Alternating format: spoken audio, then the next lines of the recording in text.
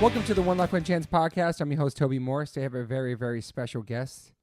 This woman is the mother of my child, my wife, my best friend, my lover, my everything. Welcome to the podcast, ladies and gentlemen, Miss Moon Morse. Hello. So, Mama, before we get into like how we met and all that stuff and the year we met and all the crazy things we've been through together, I want to take it back a little bit so people can learn about you and where you're from. I know obviously you're born in Chicago. Joliet. Yeah. No brothers or sisters. Nope. Single none. mom. Yep. Of course. Awesome mom. Yes. So how was it for you growing up, and how did you end up getting into the punk rock scene? Like, how did you find it? I've heard you ask this question to people over and over, and I started thinking, and I've thought about this in the past. Everybody I know has that one defining moment of so-and-so brought the record to me. You know, my older brother brought the record. Sex Pistols or something, yeah. Someone has a story. I don't know. I don't have a story. Okay. I don't know what happened, and all of a sudden, I had, it was new wave for me. Yeah, I saw you. That We got posted me pictures of your into- hair. You got some wild hair, babe. Got But some wild dudes. to me, I had one other girlfriend in my high school, and we thought we were punk. Yeah. And I look at the pictures, and I'm like, we were new wave Flock of Seagulls style. people. Yeah. But we went to like punk shows. We went to like the dance club, Yeah. all that stuff. And I guess if I thought I was punk, that's what we are. What year was that? What year? How old were you? Junior in high school. All right, junior in high school. And then all of a sudden, like, I went from being preppy freshman, sophomore year, listening to Michael Jackson and Prince, Mm-hmm. to coming back the next year being like, this is me. Yeah. Black lipstick, Goth. Emo y- goth kind of. Yeah. Yeah. So it was a big mush mash. But I also talk about Chicago shows being a mush mash. Like, I would go see Agnostic Front, and there would be metalheads, Yeah. jocks, It's awesome. punk rockers, new wavers. It was all mixed. everything mixed. It Yeah. wasn't segregated until later on. Yeah. So, like I said, there was nothing defining. All of a sudden, I just had a Dead Kennedys cassette. Mm-hmm. Thought it was the greatest thing ever. And then you started going to shows into the city. Yes. Yeah. And you were driving by yourself at that point, probably. Actually, now I think of it, too. The street I lived in Chicago, my aunt lived on there, too. I moved in with her first, and then I got my own apartment in there. And down the street was this place called The Alley. Okay. And it became a giant place years later. We but sell T-shirts and stuff, right? Yes, Yeah. but the beginning store was in this small downstairs where it was like every shirt, kind of like on St. Mark's, when like 1,000 shirts packed into one. And I remember like 3 shirts for $9.99, and I got a Dead Kennedy shirt, barely even knowing the music. Nice. Total poser. But like, oh my God, that's that place. We gotta go get the shirts, and it's like the crazy people are there. Yeah. So that's, I don't know, it just happened. Yeah. So, how are you growing up with your in home? Like, I know your dad left at what age? Little, How like little? 5 or 6. He didn't leave. He got kicked out. You got kicked out. You never really saw him after that. Here and there in the bushes, but I didn't visit with him. Yeah. He was just kind of in and out of your life, kind of popping in and out. Yeah. He would come in the store I worked at when I was a teenager and like peek at through the aisle, like the other aisle. Yeah. Or he would bring in relatives of mine to peek and stare at me. Be like, and I could hear him like, that's her. That's creepy. It was creep style. Yeah. I don't know how deep you want to get with your dad. But obviously, your dad did a lot of crazy things and put you guys' lives in jeopardy. And your mom was really tough, and your mom raised you to be a wonderful woman. And your mom's super tough too. And your dad was just kind of like not a good dad. I mean, was he? I mean, do you remember? Do you have good memories about him? No, not really. No, good memories. Like, he actually called to see if he could see Max, and he had asked me about similar situation, like, do you have any good memories? I said, yeah, when you burned that building down, or when you left me in the car to go inside to shoot heroin and nodded out and left me outside in 20 below weather. So Yeah, I it's hard. actually have fond memories of that because I'm here right now because of those things. True. I'm glad he left. I'm glad he left my mom poor. She gets mad and says, she gets bummed when I say we were lower class. Shout out to you, Kathy. Because I think she thinks lower class. She equates it with, like, I don't know, blowing your nose or, like she equates it with being a pig. Mm-hmm. I'm just saying she was poor, and I'm glad we were poor because I am save money now. It builds the character. Yeah, you taught me how to save money too. Yeah. You became smart with money, smart with surviving, all Everybody that stuff. I know from youth that had money is struggling now, and all the people I know that were poor growing up is doing well for themselves now. Yeah. And I think that's why. It builds character too. Sure. You've had I some have a lot of character. You've had some crazy times, like any scary moments you can talk about with your dad? Anything that's scary or possibly thought your life could be over? Or One time, this is kind of funny, is he had a slug bug, yeah, and his family was all in church, front row church goers. yeah, Those kind of people go to church all the time. And is white guy, long, stringy, brown hair, greasy, kind of like what you think Jesus looks like. Yeah. This Jesus that we know. And this one. we're in church, and he got in a really bad car accident, smashed his slug bug, and the church doors flung open. Like in the movies. In the movie. It was like a movie. And everyone turns around, and it was him covered in blood. Damn. Looking like Jesus. See, people thought it was like the coming of Christ or something. It was really kind of funny. And how old were you when that happened? I don't know, 6 or 7. A lot of the Damn. stuff stopped happening around then because my mom it was brought to her attention about the leaving me in the car. And she was like, you're not going with him anymore. I didn't tell her. Someone else told her, hey, I saw your daughter in the car. And then they brought me into the party. And then, someone else told. You went to a party. Yeah. Okay. 70s heroin party. So yeah, 'cause you were safer in the car actually thinking about it. Yeah. And then so you were around drugs at a really young age then. Yeah. Drugs and drinking and all that stuff. Yes. I'm surprised you didn't go that route. I don't know if there was drinking, but there was a lot of drugs. Yeah. So what when they got separated, your dad would take you sometimes, and your mom would. You mostly stay with your mom, but your dad would take you sometimes. That's when I was always with my mom. Yeah. My dad just probably took me 5 times total, and great. always was a big adventure. It's crazy back then. We had no seatbelts in those kind of cars either.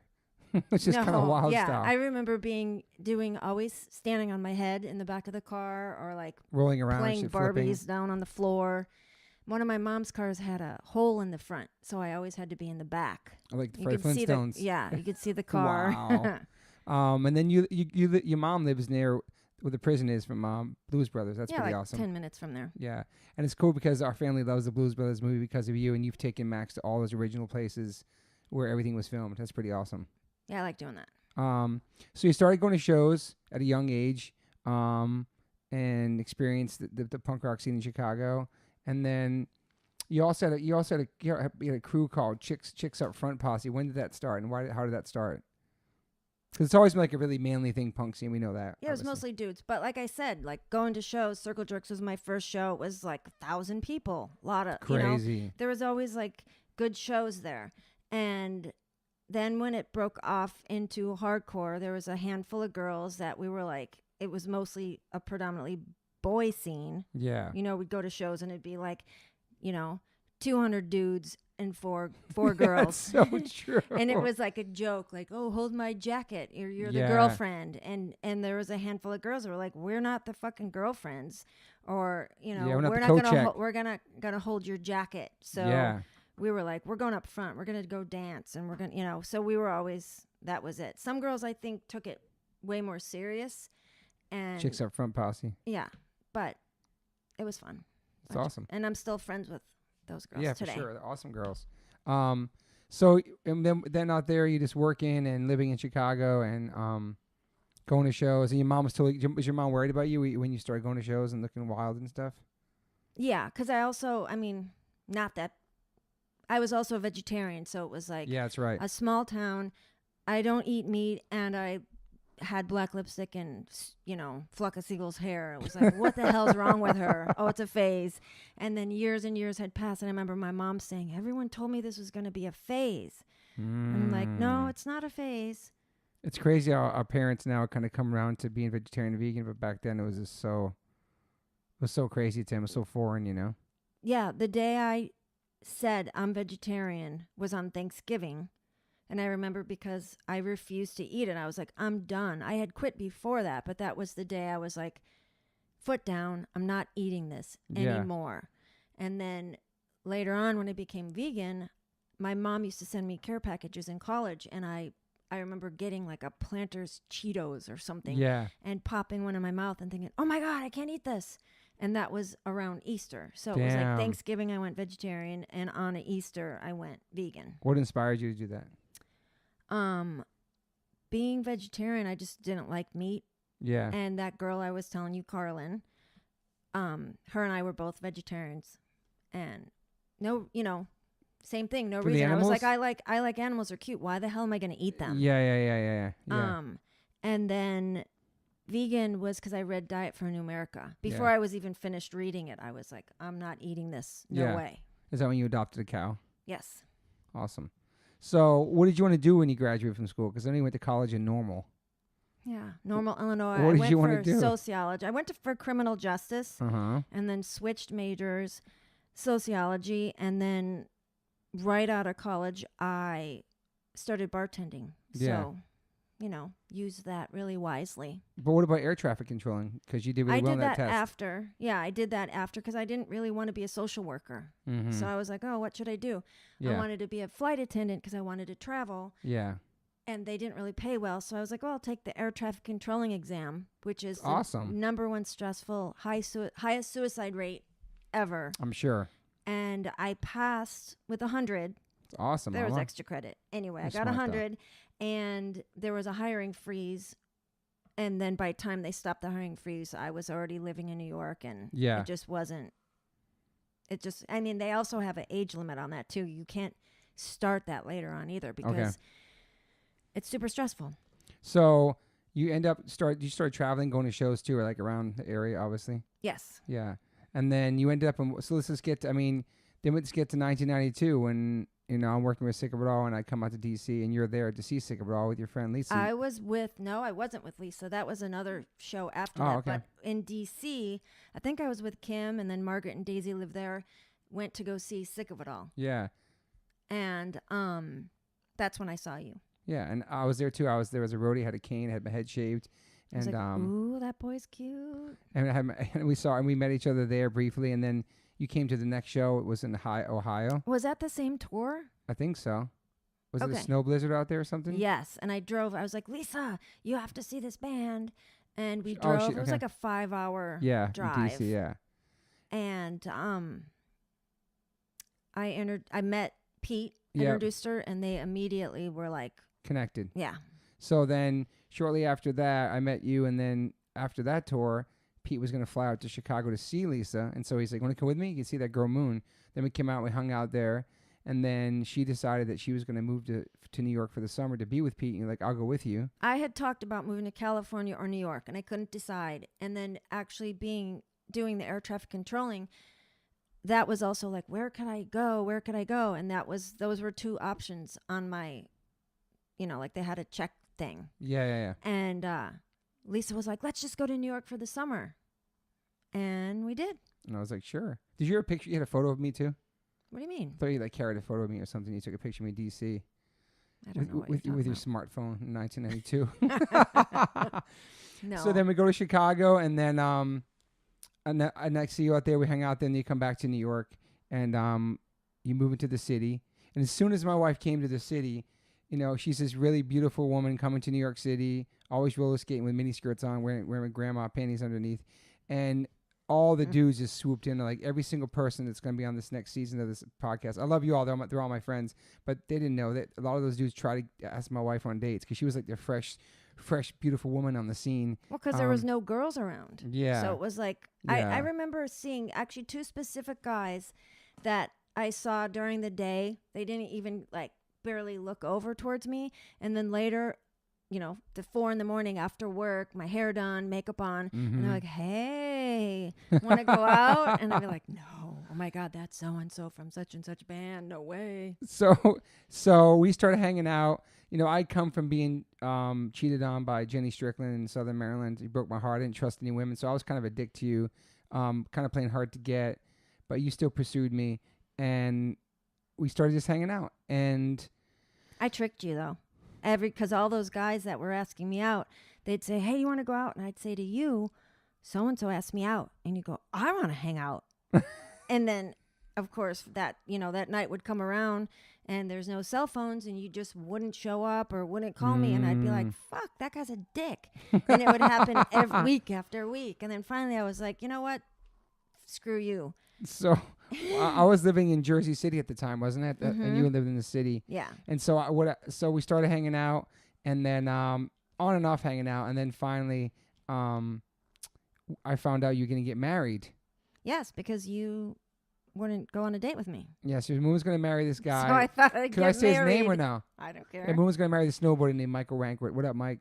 They were about to get married. Me and you have been really close friends. I remember you and Mike even came to my first stage tour show in 1994. And then I was upstairs in my house in Jersey City, and my friend Stevie G is like, "Yo, man, you heard about Moon?" I'm like, "What?" She's like, "She's getting married." I'm like, "What?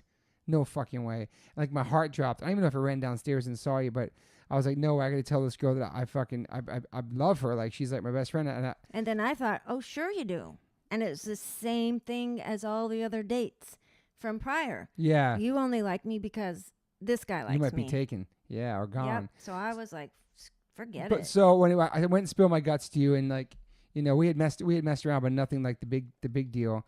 And so I started like, not while I was with. yeah, of course, yeah. And I started setting my alarms every night in Jersey City, and I would take the PATH train in the city, and I would walk you home from the Palladium or Limelight, walk you back to your crib, then I'd go back home and sleep in my house in Jersey City, just like earning it, like trying to earn your Yeah, trust. because I was for sure like, oh, you're gonna change your mind.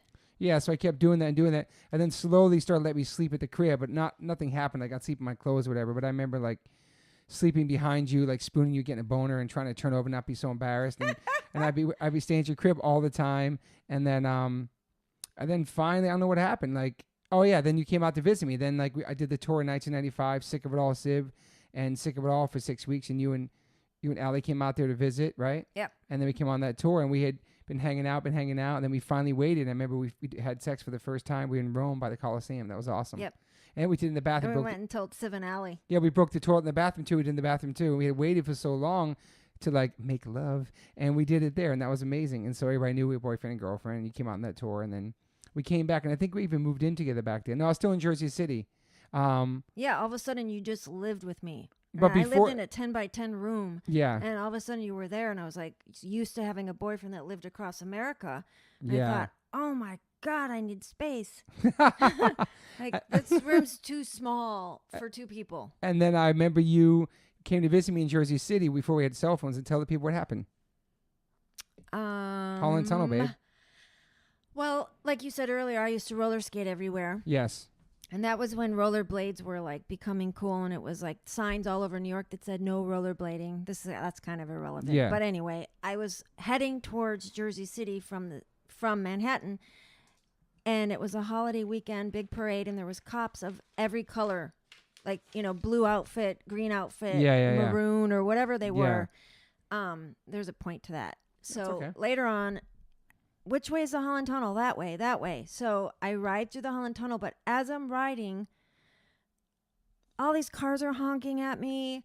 And then I get towards the end and I see cop lights. And it was still daytime, but I think like, wow, what happened? Yeah. And I get out there and there's 2 or 3 cop cars and all these cops standing out, like waving me over. And I thought, what the heck happened?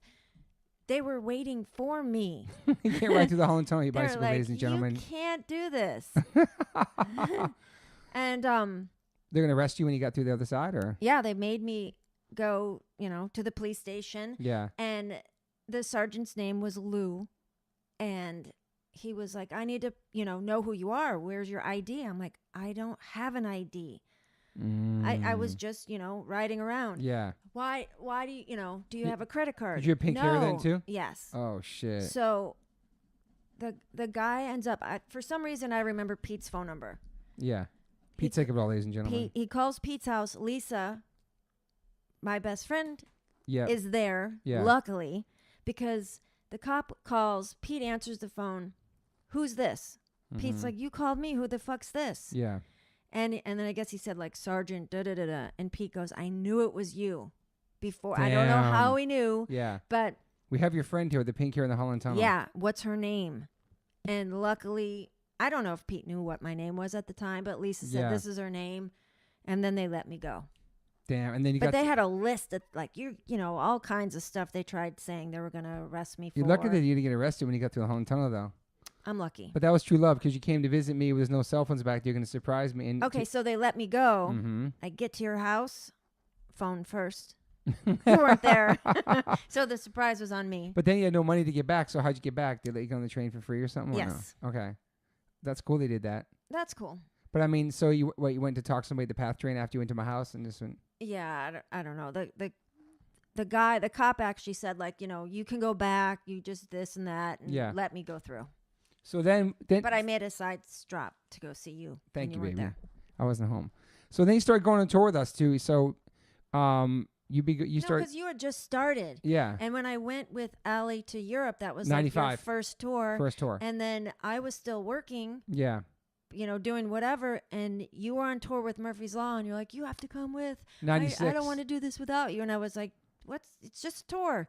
And then, you came up with a job for me. Yeah. So then Moon started selling merch with us like in late 96 all the way through 2000. So I didn't do 1 or 2 tours, and that was it. Yeah. So Moon started coming on tour with us, fucking grinding out there, all the Warp tours. I mean, shit, there was crazy shit going on all those tours, and Moon was in the van with a bunch of dudes like pissing in bottles, and Moon pissing big gulp cups. I remember one time Moon pissing in a bottle and a big gulp cup, and I threw it out the window. It splashed all my face. That was fucking crazy. Just like all the crazy tour stuff. I'm sure there's a ton of wives and girlfriends that go through this, but yeah, you gotta be built for that shit, though. Oh, you definitely have to have a different kind of mental capacity for that. But yeah. I was always trying to prove that I was not your wife. Yeah. On the tour because I didn't want any favoritism, anything to be favored. So when it'd be like, okay, we're in Japan, the crew goes on the bullet train and the band goes on the plane. Yeah. You'd be like, you're my wife. You have to come with me. And I'd say, no, I have to go with the crew. Yeah. In the van or the whatever. And it was always a struggle. Or, okay, let's put a vote. Who wants to go on to the next city first? Mm-hmm. Everyone wanted to stay and party. And I'd be like, no, we got to set up merch the next day. Very professional, babe. So that was a catch because I was trying to always be a worker. And one summer, I didn't leave the Warped Tour tent to even go to the bathroom for an entire summer. Yeah, it's hard to separate the two sometimes too, like the wife and then the worker. You know what I mean? Well, because then your brother was in the band, and then workers and or bandmates that would see me as your wife, even though I was doing everything I could to not be the wife. Mm-hmm. That sucked. It sucked, yeah. And you busted your ass too, Mom. You worked really hard. And I remember Rusty built like this pink merch case, this big heavy ass wooden case for all the merch, and we have to lug that into all the shows we could steal with wheels, because with little compartments in there. So when you go in the venue, sometimes they would take like 25-30% and you have to do a count in. So we'd have these secret compartments in this thing, so we could hide it. We could bring Moon merch all through the night, so she starts adding more merch, so the counts works in our benefit, right? Because then it take a lot of money from us. And then there was when you're out there selling merch all day long in the fucking hot sun. People stealing from you. Yeah, you get rage, like some warped rage, right? Yeah. And there was a particular time when somebody tried reaching over to your mom and stealing some patches or pins, and Rusty was in it. Can you tell that story, please? No, actually, it was on the Warped Tour, and a kid took a CD right off the pink thing, and it was like duct taped down. He ripped it right off. I heard yeah. And he went to turn around, and Rusty just happened to be there talking to someone and put his hand out like, I got you. Mm-hmm. And he brought him over to me, and I literally my head flew off, and I punched him, and I felt his nose break on my hand, and it was crazy, like, babe. I'm not strong. It was just You're a pretty lucky strong, punch. Yeah. And he was way bigger than me, that kid. And the story is, I think it was like Lagwagon or NoFX. They were like, the kid went over to their tent and sat in it with a bloody nose, crying the rest of the day. Like, all this day? girl punched me. No, my dad's going to pick me up. And I thought, what are you going to tell your dad? You were like dancing because then he's going to think it's unsafe. Mm-hmm. Or are you going to say I was stealing and a girl punched me? Yeah. Like, that's a lose-lose situation. Yeah.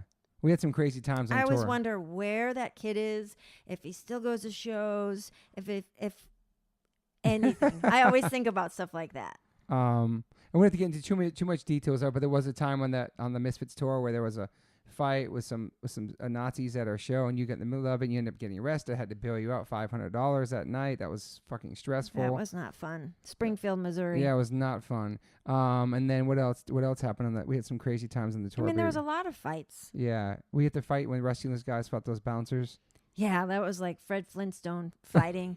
He was like the whack-a-mole. Rusty would knock a dude down, and the other guy would get up and he'd knock him down again.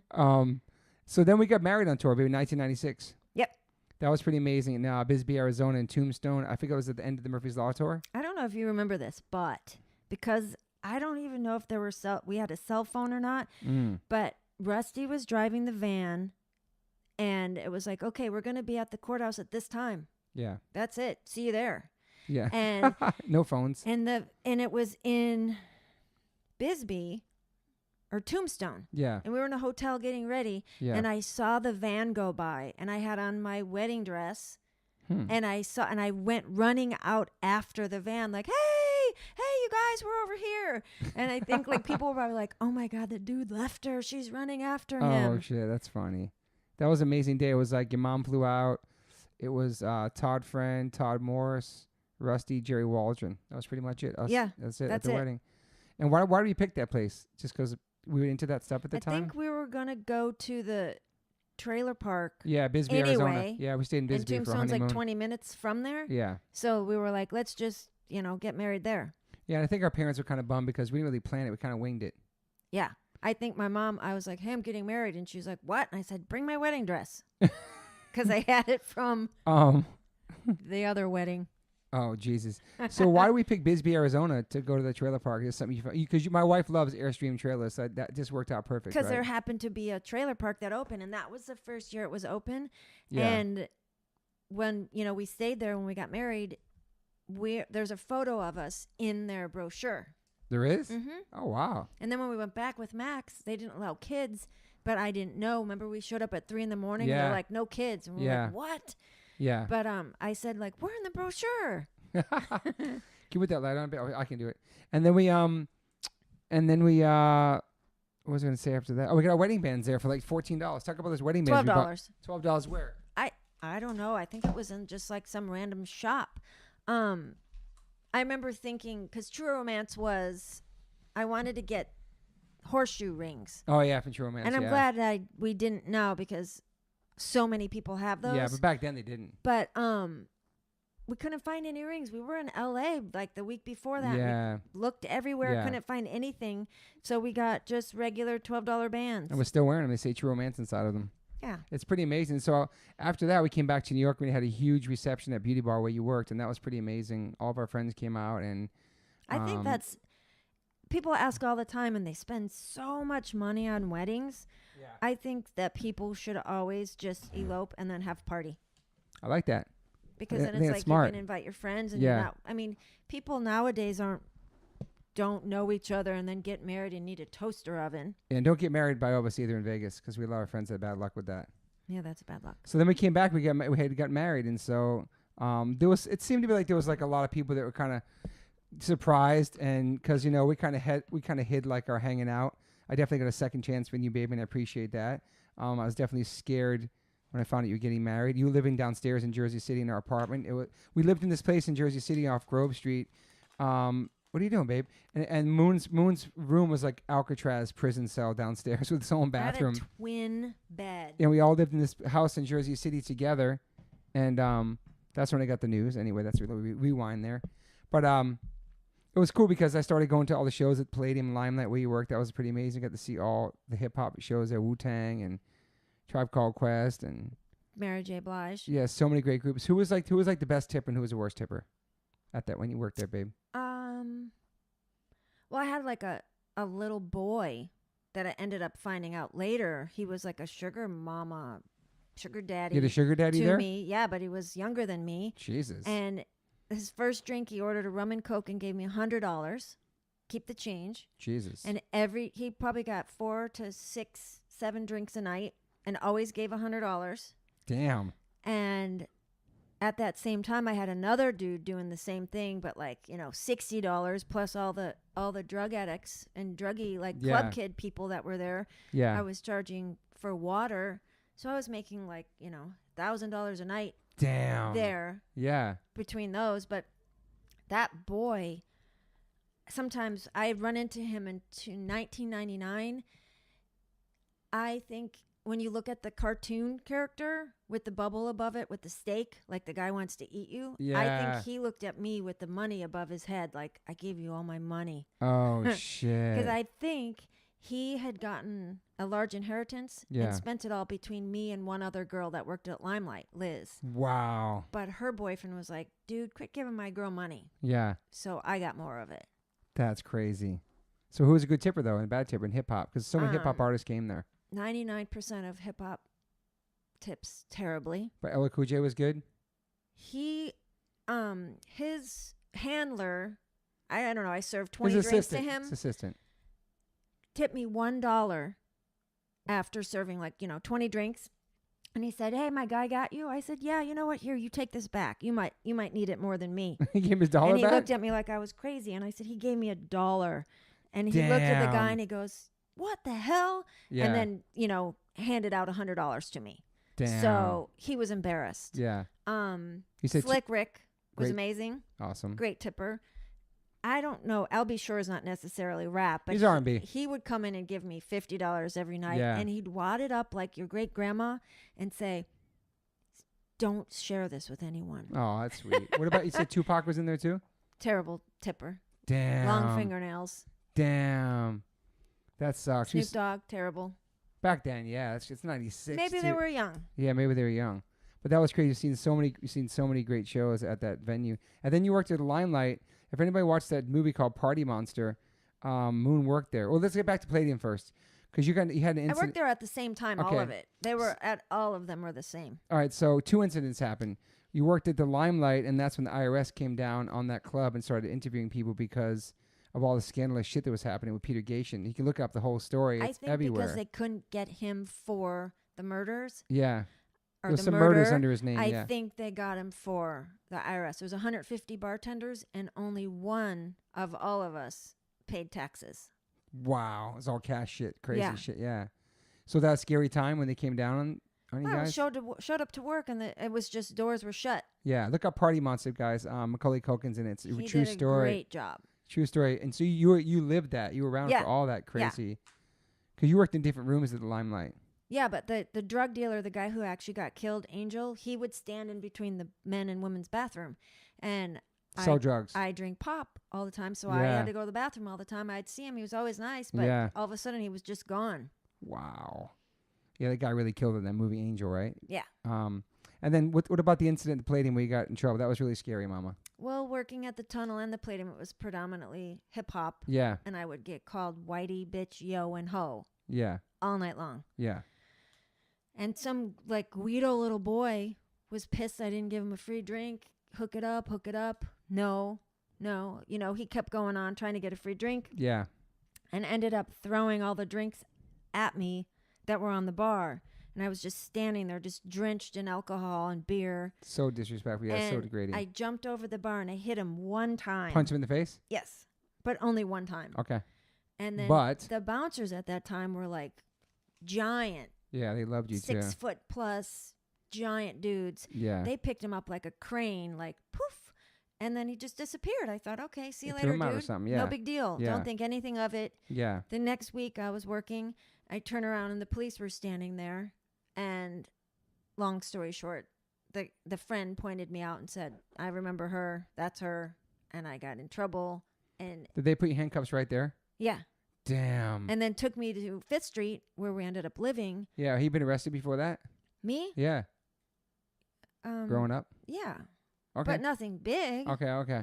But I ended up, long story, had to go to court for like 8 to 10 months. It was crazy, man. And signing a piece of paper saying that I would leave New York City. I never heard that you had to leave the state. What was that reason for that? I don't know. Peter Gatien paid for my lawyer, and like 3 lawyers quit. I just had to keep going to court, showing up. Damn. And I remember I'd put on that wig, that Yeah. long blonde wig, Yeah. like a hat. I was just so pissed because it was always at 8 in the morning. Mm-hmm. And the guy supposedly had reconstructive surgery on his face. Damn. That, that's Yeah. why you never call a Yeah. girl Yeah. ho. bitch, yo, or whitey. That's great. And also, I remember also the incident on the Warped Tour where like somebody came through the back of the tent and tried to grab your butt. So when you're on the Warped Tour, all the tents are connected. It's like AFI. All these bands were together. It's like a unity out there, a community selling this merchandise in fucking 110 degrees wherever. And somebody came by and grabbed your butt and they just set it all.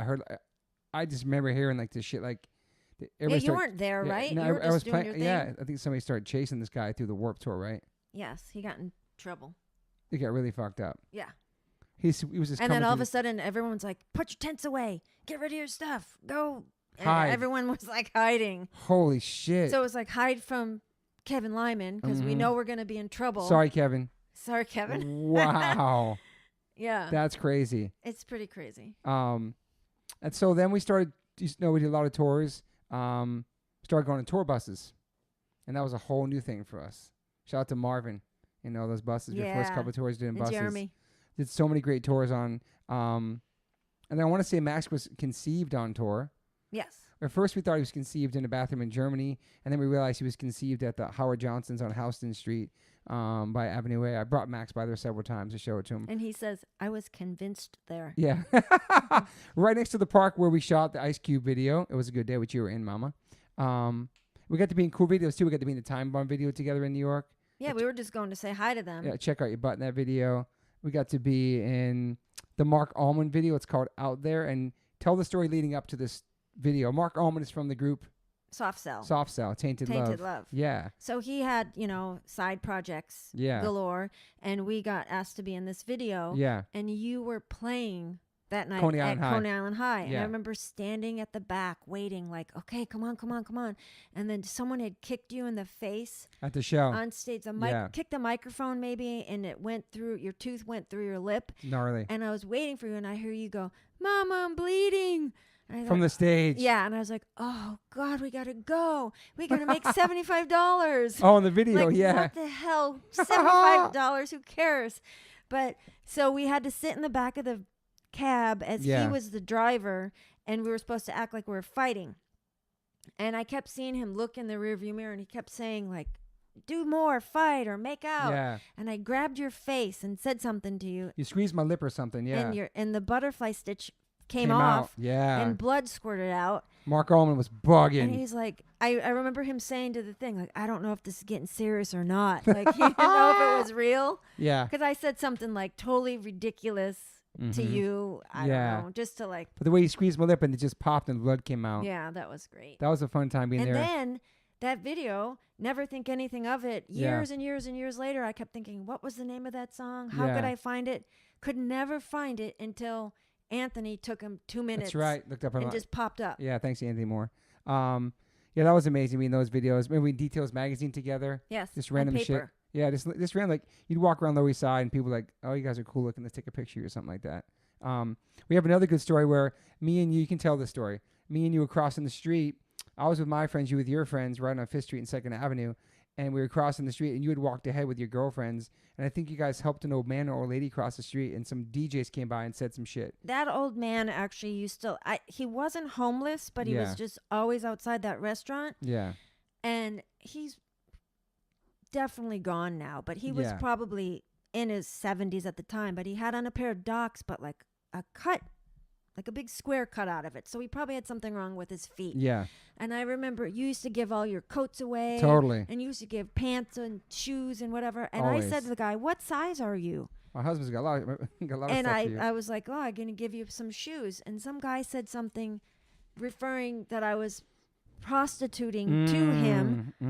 And I turned around and I don't know, we had an altercation. You said some shit to him. Yeah, but then we kind of squared off, and I hit him, and his glasses fell off.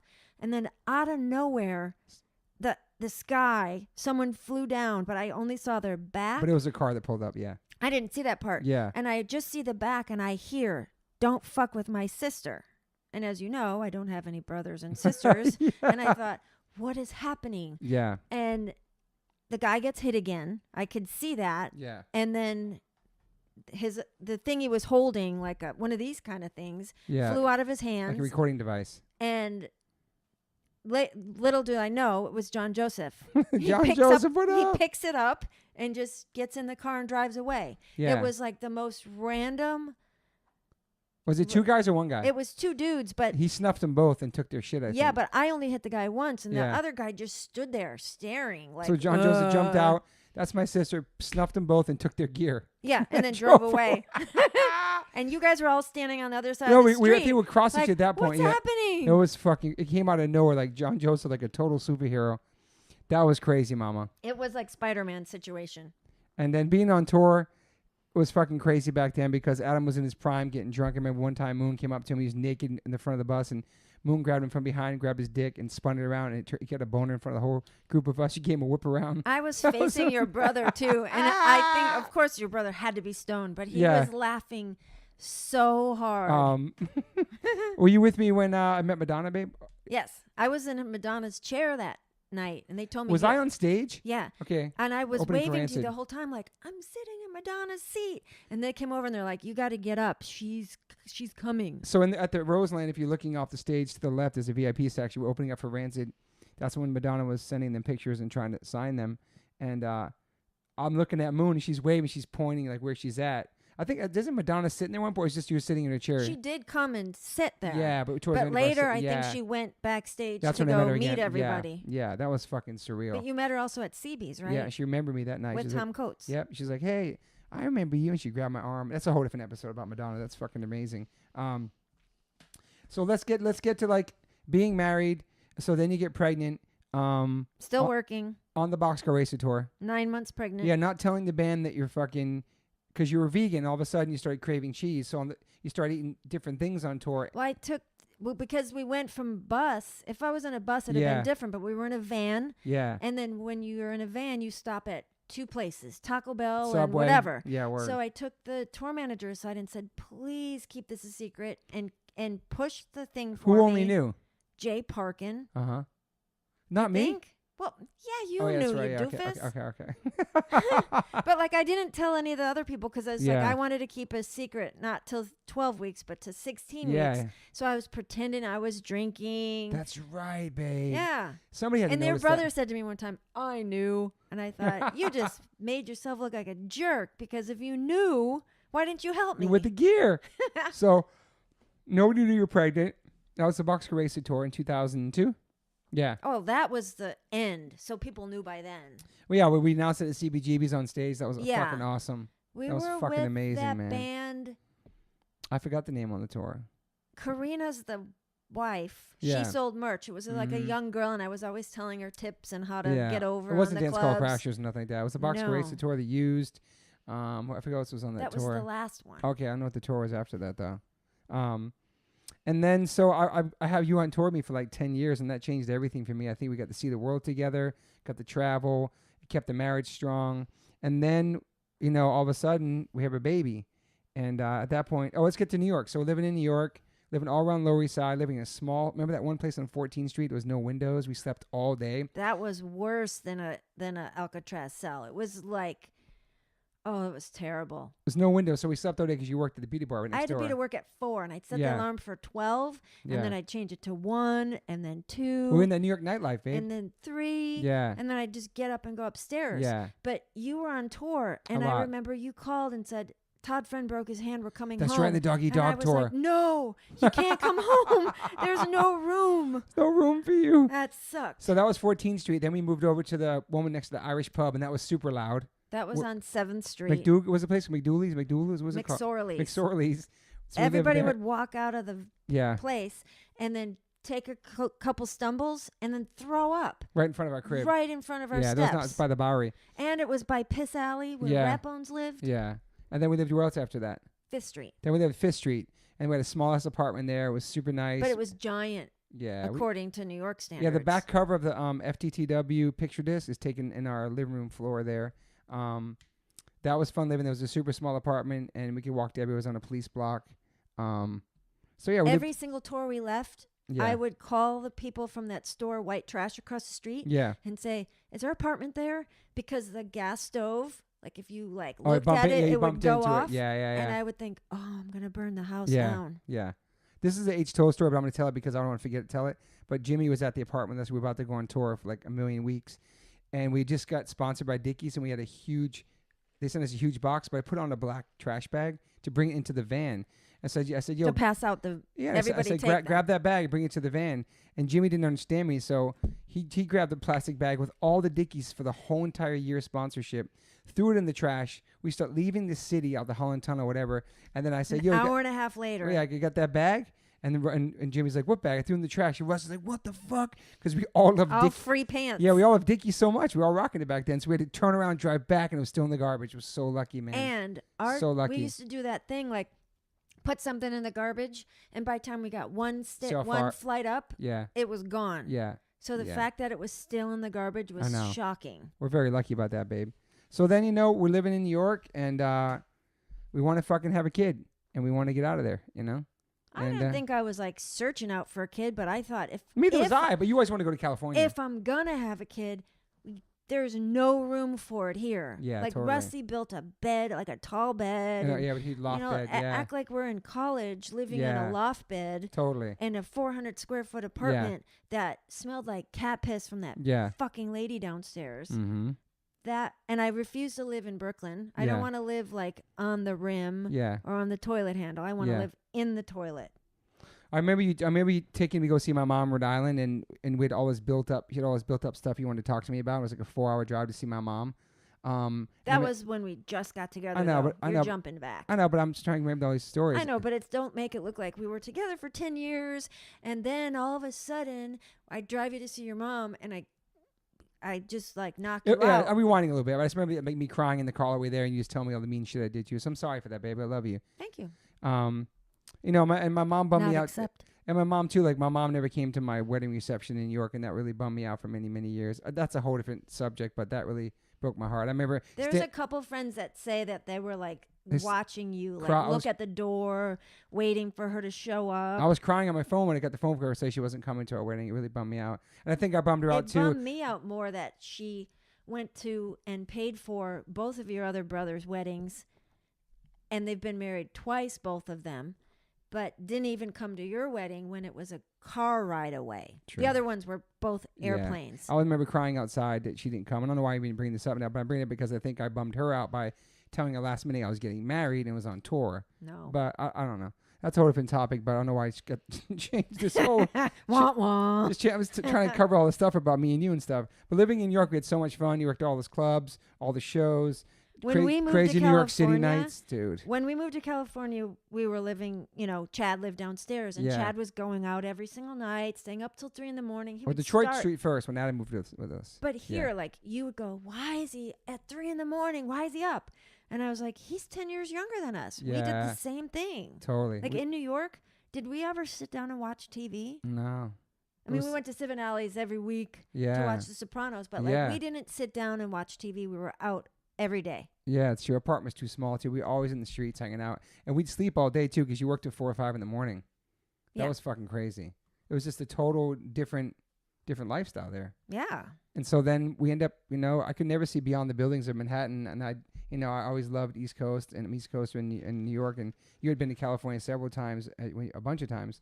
So let's go to Cali. I'm like, fuck, man, I did not want to go. I was so bummed. I remember telling Kicking you, and let's go to screaming. California. And you're like, are you divorcing me? I was like, well, if you don't want to come, like, I don't care. Like, I'm going. Yeah, you really want to. What made you like all of a sudden say I want to leave New York? Like, what was the final thing? Just living on top of each other like rats? I think the apartment was just starting to like, Yeah. this is like starting to suck. It was really small, man. It's hard living in New York like that. But when you have no kids and stuff, you can do it. And you're, it's just a couple. Yeah. But it was really changing and just everything. So then we moved to New York. I mean, moved to California, man. Fucking. And once everything was packed up, I remember having a panic and looking at an apartment to buy. Yeah. And it was equally as small, but you had to walk through this door like To buy Alice in Manhattan? Wonderland. Yeah, it was on 6th Street. You're looking And at a place to buy in 6th Street? Glenn showed me. Potts' Wow. friend. How much? And it was $642,000, but Damn. plus property taxes and assessments. Yeah, fuck that. It was astronomical. Yeah. But it had this little closet door that you had to walk through to get to the bedroom. Yeah. So when you put your clothes there, Yeah, how that's did you weird. get into the Mhm. bedroom? Totally. That's crazy. That kind of stuff in New York always wigged me out, like the toilets and the bathrooms in the living room and Bathtub showers in the kitchen, all that shit. That yeah. stuff's so strange Yeah. to me. Yeah. So we rewind a little bit. You were supposed to come to New York with Lisa for the summer. You never left No. because you met me. Yes. That's pretty amazing, Mama. Thank you. So yeah, now we're out of New York. Did we cover a lot of good things in New York? You think, babe? Yeah. Covered a lot of good shit there. Yeah. I mean, we could go on forever and ever, but I mean, covered it. There was a lot of people though that back then were really shocked about us getting married. They couldn't believe it. People were like jealous about it, haters about it, and people put bets on it. Yeah, but people were betting. Can we do this though? I've said this many times, and to people that have put up bets on it, and they just stare me straight in the face, look like they don't know. Yeah. But let's make this the very last time, or I want to make it the last time I say it with animosity. Yeah, but let's not say any names, but go ahead. Or even as done. Okay, we won. We've been married over 20 years. If we get divorced tomorrow, we still won. 24 years. It's done. Yeah. Can we do that? Yeah, we're done. We're done talking about the past and the people who betted on our wedding and all that stuff. Because they're all divorced 2 times over. True. Facts. Or not and unhappy. So yeah, big facts. So big facts. But clearly I let go. Remember the neighbor, the drag queen, the famous drag queen neighbor? Misunderstood. Shout out to Misunderstood. Lived in a building above, an apartment above us. That was fucking awesome. We ran into her. Me and Max ran into her. When we went back a couple times. Yeah. Like, oh yeah. Yeah. She used to live upstairs. Yeah. She lived on the very top floor and could smell that cat lady. Always. For everyone that knows, we had a cat lady that lived downstairs. It smelled so bad. It was half gnarly, the size man. of the apartment that we lived in. Yeah. And she either had 1 cat or 10 cats. We'll never know. But whenever you're trying to get into the door, the air conditioner would be blowing hot cat at you. Or disgusting. And then on like a rainy day, she would spray perfume when she walked out, and it would be like perfumey cat. Yeah. Or hot cat. Or how was it a cat mixed to it? Oh, it sucked. Cat lady sucked. Mom, I remember people would fuck you in the streets because you wore the mini skirts and then you had like the granny panties underneath and you'd be on roller skates. But I always wore the granny panties so that in case I fell, yeah. Nothing but there would was show. Several occasions where shit popped off and I've seen you stomp some people out with roller skates. I don't know why people think they could just like touch other people though. Yeah. No, I hear you, babe. In New York City, too, it's like the summer. You got a skirt on, you drive. Oh, it's hot, and then you snap. Someone grabs your butt, and you're like, ah! Yeah. Like, why But there do was that? crazy situations where you stomped some people with roller skates. It was fucking hectic, babe. Yeah. Me and Allie actually, too, have chased people down on roller skates. Really? Yeah. After they fucked with you racing through the city on roller skates. Both of us had pink hair. Like, wow. Like, what did they look like? They had pink hair and roller skates. Like, what kind of idiot did I think I was, like, going to get away with stuff? So, now we're in California, and then now you're not touring with me, and now Max, I have a son. So that changed everything. Having Max changed everything for me, growing up with no dad, becoming a dad, all those emotions. So excited. When I had Max, though, 10 days after he was born, you went on tour with Hazen Street. Like, you keep talking about, like, hiatus with H2O, but you were on Hazen Street. True. And you were gone for 6 weeks, home for 4 days. Gone for 4 weeks, home for a day. Yeah. And sorry, you were Mama. gone I mean, in retrospect, that's the best time to be gone. Yeah, because he doesn't even know who I am. All he wants is the boob. Who cares? Yeah. But I swear to God, like, I think I was just in a fog or a bubble. But when you come home, I'd be like, here you go. Yeah. The most amazing thing of having a kid, if you guys don't have any kids listening, is that you're with this woman for such a long time, and then in a matter of 24 hours, all of a sudden, she's no longer just your wife. All of a sudden, she's fucking breastfeeding. A baby's out. We're holding a baby. There's so much emotion. And the next day you leave, like, here you go. Here's your human. Take care. Have a great life. You know what I mean? It's so crazy to watch that transformation for you, Mama, to go from, like, just being my wife to becoming a mom. It was crazy, man. It was really, and guys, I didn't have my driver's license my whole entire life till I moved here. But I told him a secret that whoever takes you to the hospital gets to go in the room with you. Yeah. And I think he thought that was hospital protocol. Like, oh shit, I got to get my license. And so he got his license through this magazine. Jen Niles helped you get it. Oh yeah, Punk magazine. Yeah, they helped me. They But you were like, oh, I got my license. Now I can go in the room with you. Yeah, they did a whole thing on me getting my first license at 33 years old. But then I drove you to the hospital, babe. Yeah. And I like thought, a grandma to the hospital. Like, oh, man, I'm going to have a baby in the car. You and our PT Cruiser. 2 miles Was an there a PT hour. Cruiser? Oh my god. No, it was No, at Kia. it was IKEA Sportage. Shout out to Giovanni Reddy. Always made fun of my PT Cruiser. So then we have Max, and everything fucking changes in a good way. People think automatically when you have a kid, your life is over. There was some friends that said, "Yo, you having kids? I'm out." They didn't want to deal with us as parents because I had so many girlfriends like, "You're not going to have time for me." And I thought, fuck you. I know. So when you have a kid, they adapt to your life. Like we had one kid, we took Max around the whole fucking planet, and they adapt to your life. Not all parents do that. But not all parents do that. But we did it. And so obviously, yes, you lose sleep, all that shit. Everything changes. I became way more emotional. I fucking hate violence. I cried during commercials. I was already a sensitive kid before that. But when you have a child, everything changes, man. Well, Max was misdiagnosed with hemophilia. Tell that story, babe. It's a great So- fucking story. The doctor, little did I know, my friend Laura referred me to this doctor, and I didn't know she was like first year out. Yeah. And she had to do some kind of residency at some place, whatever. So we go there, and there were so many like false positives, and your kid might have this, and I was Yeah. like, what do you mean? He's gonna have 4 legs.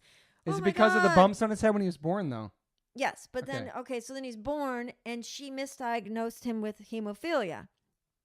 So Damn. I fast forward to he can't be on any sports teams. He can't skateboard. He can't get in a fist fight with Any of anyone. that stuff. He can't drum A girl anything. can't squeeze his butt Yeah. because he's gonna die. Anything blood related. Anything. Yeah. And the doctor called and said, I can help prep your house, and we can pad everything. That was so fucking scary, dude. I was walking out into the street Like a zombie. like leaving the doors open. Your mom started going to seminars. She still has Chicago. more knowledge about hemophilia than almost anybody I know. We started bugging out. I remember we were fucking a wreck. I raised money, did 26 miles roller skating. That's to right, for raise hemophilia. money at the We were roller skating freaking the park. fuck out that our son could be living in a padded box his whole life.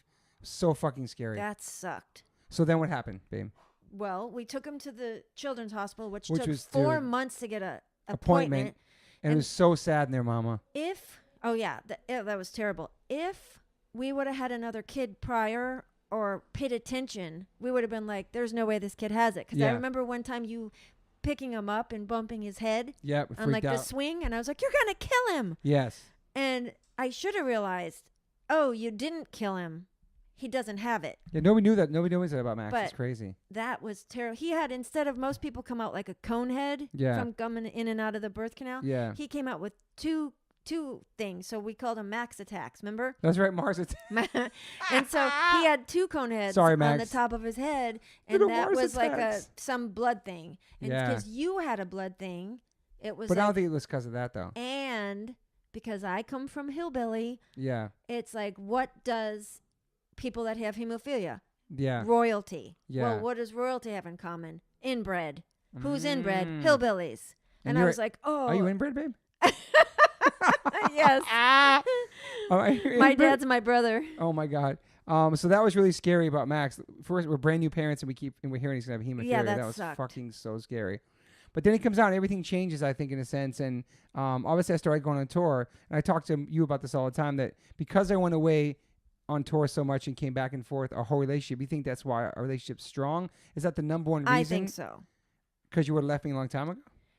I probably would have killed you in your sleep or stabbed you, like for sure. Because like the fact that you go, I want you to come back. Yeah. And like I work now, so when I leave and I come home, like I know I just feel like it's made us stronger that you did go on tour. And then also like I get to pick and choose now where I want to go. Yeah, we're lucky to be able to do that. That is also pretty cool too. Yeah, so like for people that don't know, when you go on tour, like everything keeps my Moon and Max continue their lives. I'm on tour. I'm doing my thing. They We have continue a that. schedule. I have a schedule. And then you come And I home like come home a tornado. And I'm all jet lagged or whatever I am, and I come and dive like, back hey, in. look at me, because you work 40 minutes a day, and Are you everyone. hating? Yes. No, not about the Motherfucker, don't working, be but hating. like everyone's like, you're so cool, son. This, and then you come home and like we're like, dude, do the you gotta dishes, jump bitch. in our fucking schedule. No, I know. That's but that's why. hard. That's why I like that Bono from U2, his wife, supposedly sends him to a hotel for a couple of days to like. See, he thinks he's Bono. No, No, come on. You know I'm a humble Scumbag. motherfucker. Why even say that about me, babe? You just said it. No, I said that Bono gets sent to a hotel. His wife sends him there because They know. he can decompress before he goes home from the mental of the tour attitude. That would be amazing. You know, and the way I talk to like a sailor from being on tour and all the tip jars we had for like the swear words and shit.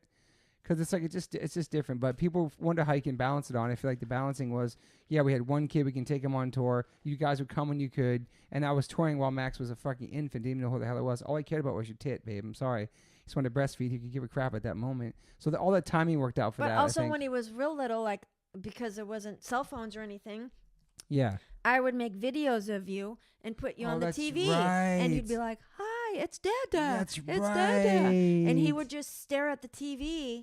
I'm gonna cry. And then remember, he would get sad when you leave, so we would hide the suitcases out the night before or day That's before, right, babe. and then all of a sudden you'd be gone. But he didn't really. I mean, he's not a moron, but like the time lapse, he didn't really get it. So it would just be like, oh, he went to school, and where's Daddy? Yeah. Oh, he'll be back tomorrow, and tomorrow was like 6 weeks instead of instead of 24 hours. Was there FaceTime back then too? No? Nope.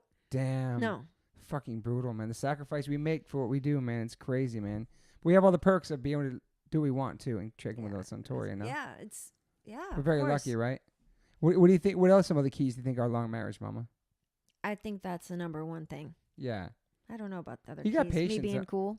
Yeah, you're awesome, but you have like I don't know where I get patience from because like my mom will always say like, how do you do that? How do you do that? Like, what deal with me, for you mean? example, you repeating. Or you saying something. Yeah, I I say, well, I repeat a don't lot. listen to the first 48 times you say something. And then I'll look over and be like, oh, what? And she'll be like, didn't you hear him? What? Like Alex used to say the same thing. So this is going back. Alex.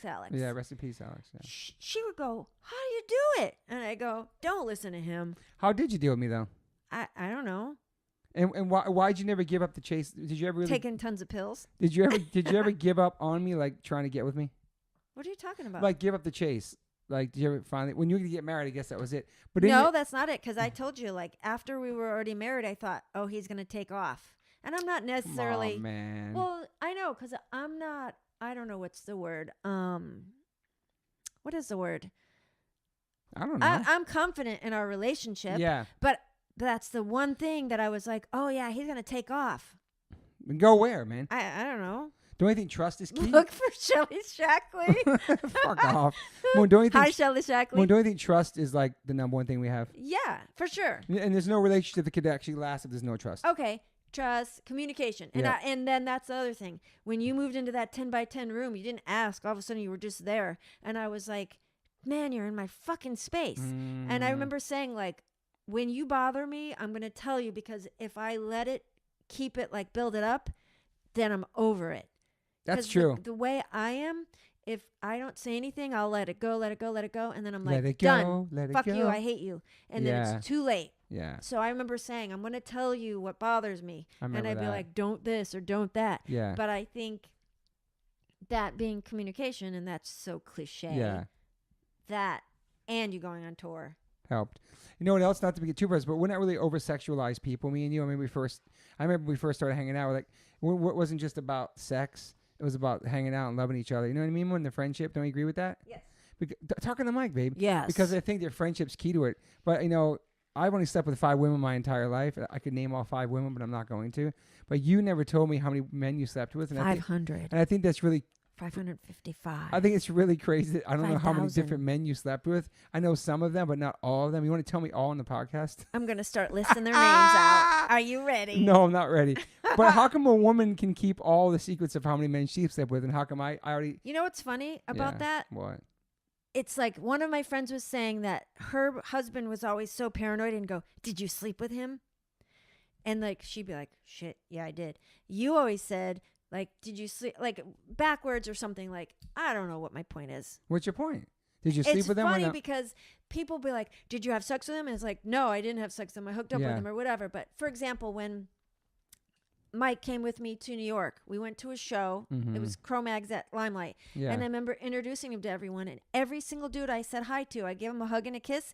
And he said to me like later, whether it was that week or whatever, Did you he sleep goes, with them? he thought I had sex with every single But the New dude York I thing was inter- kissing on the cheek. Right, but he was like, what is going on? She had sex with all Mm. these people?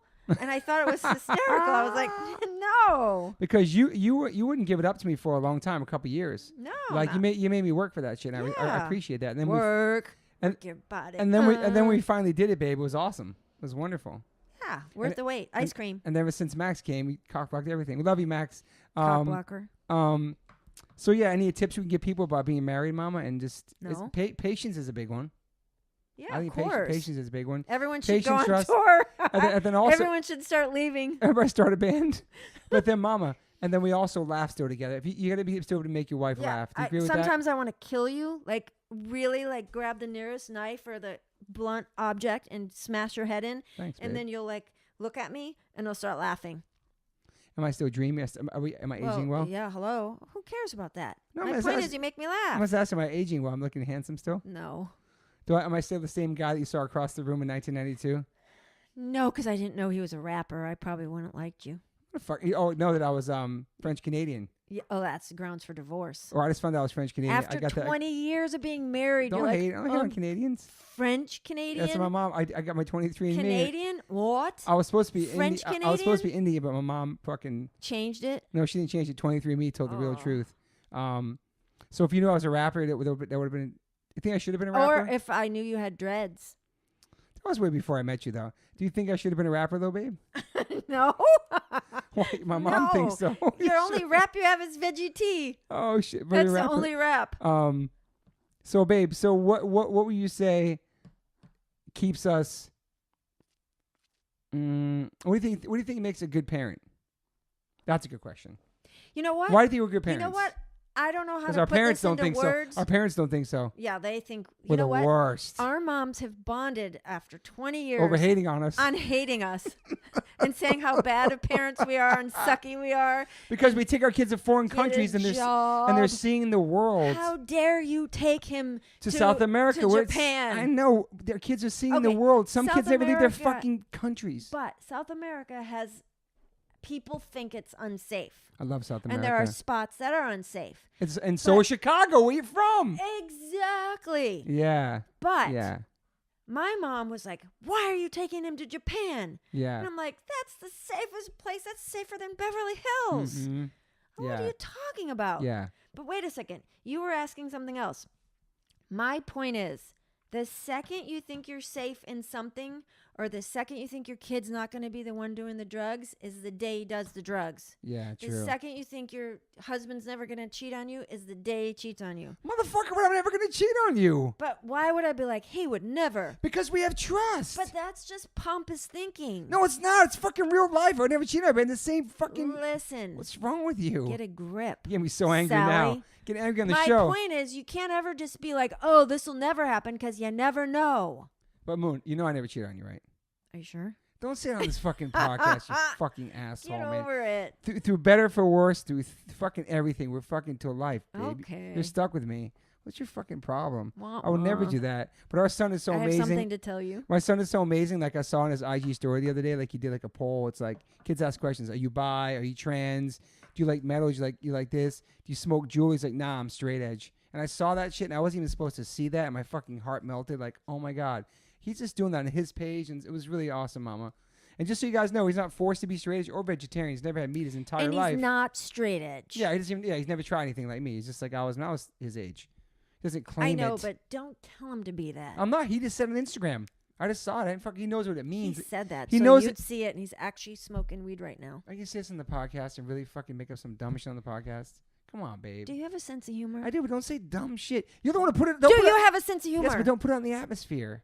That's silly to put it on the atmosphere like that. Oh, Anyway, he sorry. can eat meat if he wants to eat meat, but he knows where the meat comes from. We never preached that to him. We just saw the way we were eating in the house, right, Mama? Like he just figured it out Yeah, himself. he's actually like serious about it. Yeah, he's fucking really about it, right, Mama? Yeah, I like it. What are some other things you could say, babe? Other advice, babe? I can't say anything because you don't like the What way was I some of think. the not saying any names, but what was some of the dudes' names in New York that were trying to hit you up? Not their names, but what was their? You said they would say, "Don't There go would with be him." like one dude from every single band that I love That you guys all love too. asked me out. And part of that's like, that's compliment. Mm-hmm. But at the same time, it's like, ugh. That's why nowadays when I meet people, I say, I don't speak English, or, can I get a picture? Robert Smith. I love Robert Smith. Yeah. I said to him, I shook his hand. I said, hi, I don't speak English. Can I take a picture? He looked at me like I was crazy. Why? Because you thought he was going to ask you out? What if he's a dick? No, I don't think he's going to ask me out. But like, you just never know. Yeah, I don't even want to have conversation with someone like that. Like, I like to keep them up on the pedestal. But didn't some of those people in New York knew we were already hanging out, but they don't get with him? He's not good for you? Yeah. Oh, yeah. Put their tongue in my mouth and tried For to make real? it out. Come on. You Put know your that. tongue in your mouth? All kinds of creepy That's dudes. a Me Too shit, babe. So for the parents out there listening who have, the musicians, moms or dads, and they travel, I'm sure you guys can relate to that taking your kid on a tour, I think, was the best thing we ever done with my son. We got to see the world at a young age. He's so lucky. And he's so well-rounded and grounded. Well-rounded and grounded. Now. Yeah. But sometimes I think, like, do you have any idea how lucky you are? Mm-hmm. He's very lucky, man. He's been to Japan twice, Russia, South America, all over England, Europe, Ireland, Germany, everywhere. Plays drums with us on stage. 50,000 people in Colombia. Like, it's very cool. We have such a good life, man. And it's crazy because neither of us really had goals when we moved out to California, did we, babe? No. Obviously, I was continuing doing the band, but I did other odd jobs and stuff like that. But, like, very lucky to be able to live where we live in this house. And the reason I do books now is because I was doing it for H2O because nobody Bookkeeper. was doing it for you guys. Yeah. So it's like, then I started working what I'm doing now. Yeah. Then. Yeah. And the last job that I got at the barracks, the guy that I went 4 times to interview, and he was in a band. Okay. And he actually started doing books for his band because Nice. nobody would do it. Yeah. And so we bonded on that. It was Mhm. like, wow, it's the same thing. Yeah. Except I wasn't in your band. Yeah. Do you think we never, and one thing about relationship too, but we don't fight. We never really fight. Maybe we got more stressed. Do you want to? No, but that's one thing too. Like, we never really fight. We fight about dumb, stupid things that really don't mean anything. Like, oh, you forgot to shut the fucking drawer again in the thing. Yeah, but it's still open. I know, but you know what I mean. Like, just little tedious things. To this right now, I bet you it's open. But that's not I'm saying we fight about stupid things like that. Right. Maybe got a little more stress when Max was born. One time, Max was sitting right here, and we were bickering. He said, "Why are you fighting? You're gonna get a divorce." And I looked at him and I said, "This is not Max. Nana's husband threw her down the stairs." Yeah. And he looked at me, and I felt bad afterwards, but I was like, he looked at me like, and then later on he goes, "Nana's husband?" Who, like, he didn't get that was my dad. And he was just like, "Oh my God." I go, "That's fighting." Yeah. And so also two things to talk about. Remember when Max found out that he was really worried about if there was Santa or not? Yeah. It was so hard because he was asking about the Tooth Fairy and the Easter Bunny. He didn't push Santa Claus because Christmas was around the corner. Yeah. And he didn't want to push that, but because they would get no presents. Yeah, because he knew. But he looked me in the face and he said, "Is there a Tooth Fairy?" And I said, "Come follow me." And I took him in the house and I opened up the box with all his teeth and it has the dates on it. Yeah. And I showed it and he looked at me like, "I didn't want you to tell me the truth." Oh, man. But at the same time, I was like, I'll tell him this because I don't want him to think I'm going to lie to him. Yeah. So you asked and I told you. I thought it was going to be so bad. I remember one time I had my friend George dress up like Santa Claus and pass by the window at a certain time as Santa Claus. That was an amazing moment, man. Yeah, and Max looked out the window. That was a really beautiful time. Yeah, so Max asking about that, and then the Tooth Fairy. Then you showed him all the teeth we had saved up his whole entire There was life. that was great. I still have that box. Of all the teeth? Yeah. Yeah. So, I mean, like, with Max, I think we did a pretty fucking good job. He's a very well-rounded, open-minded kid. I think that's because of the way we raised him and traveling and just our values that we got from ourselves. And obviously, it's never going to be good enough for our parents, but I feel like it's going to make Max a better person. Yeah, I remember actually a couple Christmases ago, your mom and my mom were standing in front of our TV. Yeah. And I overheard them talking shit on us. Mm-hmm. And I was about to say, like, "Hey, what the fuck?" Yeah. And I thought, you know what? If that's what it takes for you two to get along, True. Go ahead and have fun. Yeah. I also think there was a time where Max thought all humans had tattoos because that's all it was around him when he was so young. He thought that was like the normal.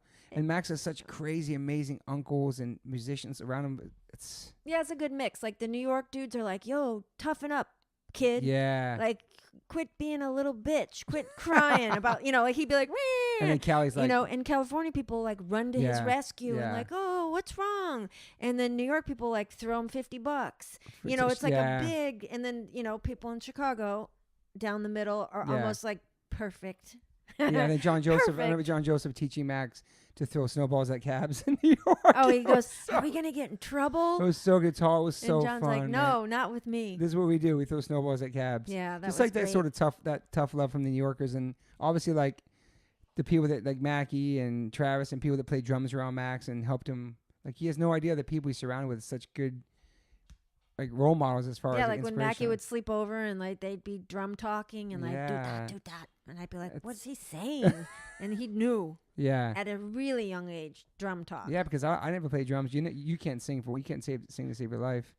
I probably would be dead if I had to sing to save my life. Yeah, you don't play any instruments or nothing, Mama, right? Not really. What do you think your best skill is, babe? Triangle. Triangle. Mm-hmm. I have a picture, and I can play the triangle, harmonica, and the tambourine all at once. Oh, but no, you were gymnastic. You were in gymnastics. You should tell us what we should do. I saw pictures. Yeah, but I mean, But you used to do backflips off the top of like a triangle for like how many girls? 4. Okay. Like Oh, I used to I practice thought it was a lot more. 4 highs No, high. that's 4 high. Backflips off that. Yeah. I used to Damn. practice off my mom's garage. Mm-hmm. That's the house she's at now. Oh, that's crazy. That's a high garage. Yeah, I would yeah, do backflips off Mhm. of it. Your Chicks Up Front posse, is there going to be a documentary about that, or a book or something? Are they working Vic on it? is writing a book right now. Okay. I think it was specifically going to be Chicks Up Front, and then she widened it and now Mhm. is writing a book Yeah. about all of it, though. But Yeah. it's awesome. What do you think some of our best moments were being married? Besides becoming a parent has been the most amazing thing, but besides like seeing me for the first time in 1992 in DC and like you fell in love with me. I just think running around in New York being crazy was Young. fun. Yeah. I mean, now we're old, I know.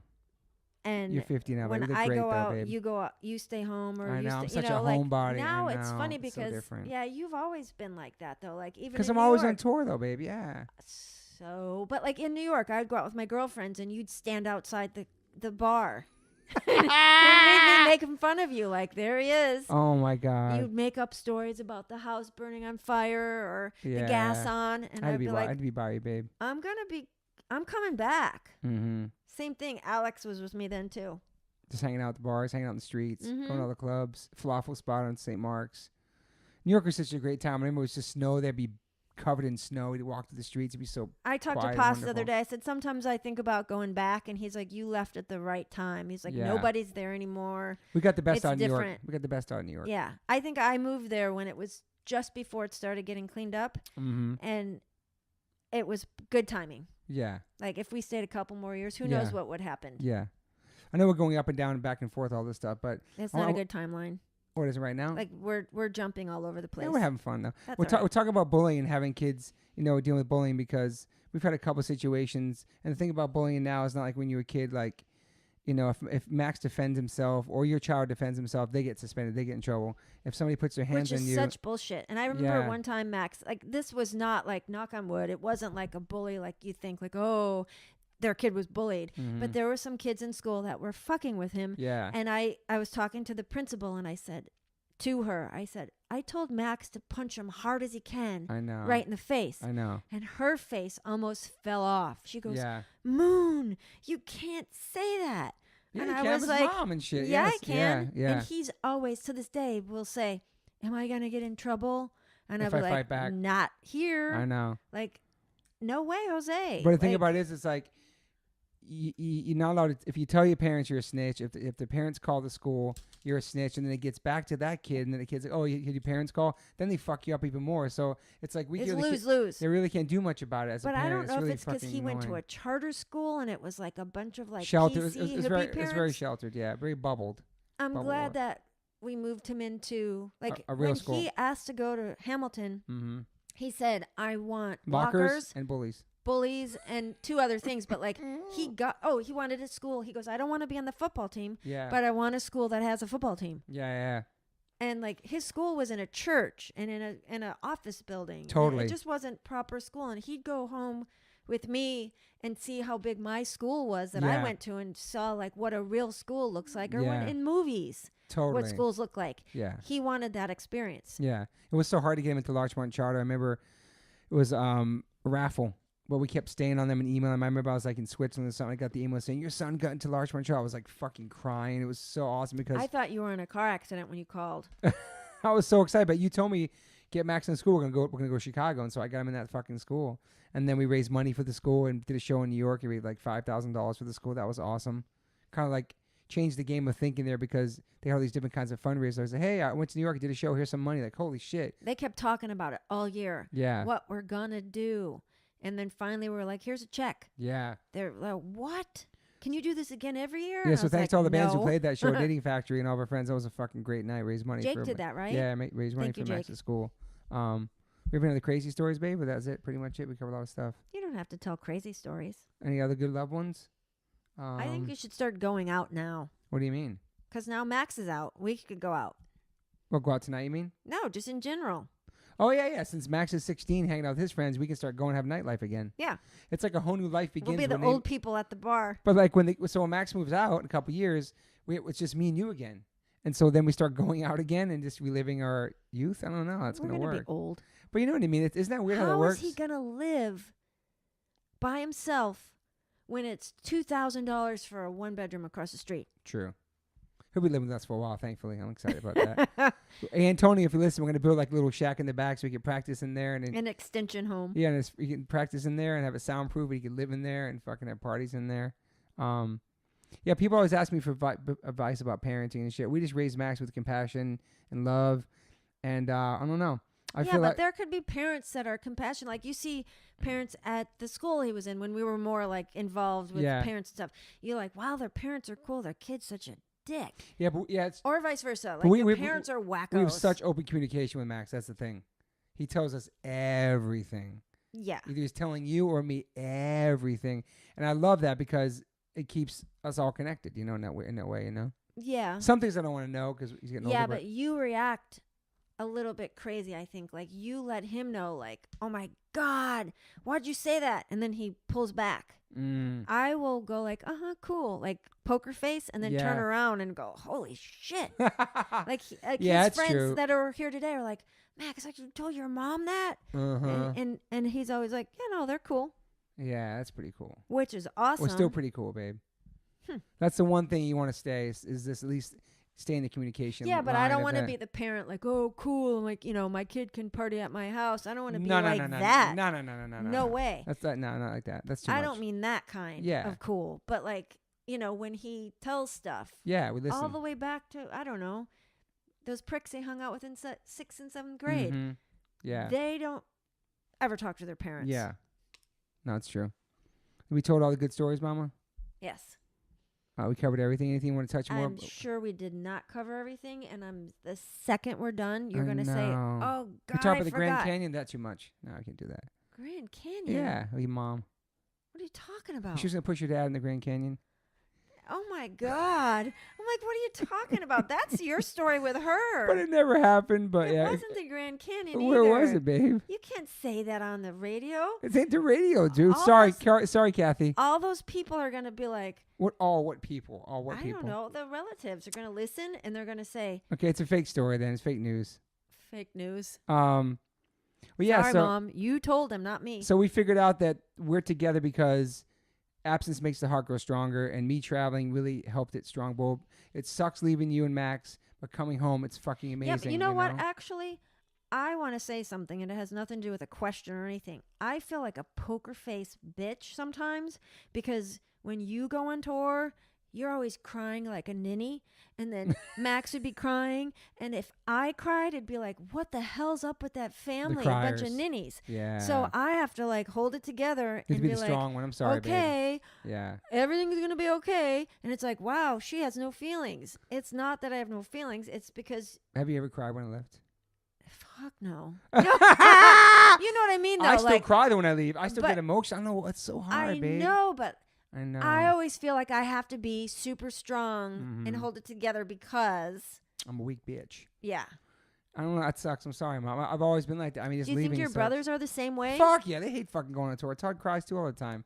100%. I I always talk wonder to if them. Kim is the same way, and if she is or not, Shout out to Kim. depending on how she would be Yeah, with the girls now. yeah. Like it's how hard. how it changed. It's hard leaving your kids, but yeah, you always held it down, Mom, and it was the strong one. But also, I actually started dating you when you were a shoe guy, not in a band. I was working at Nana Shoes in Prince Street. Shout out to Yolanda, Danica, Christina. And most girls go after band dudes, Word.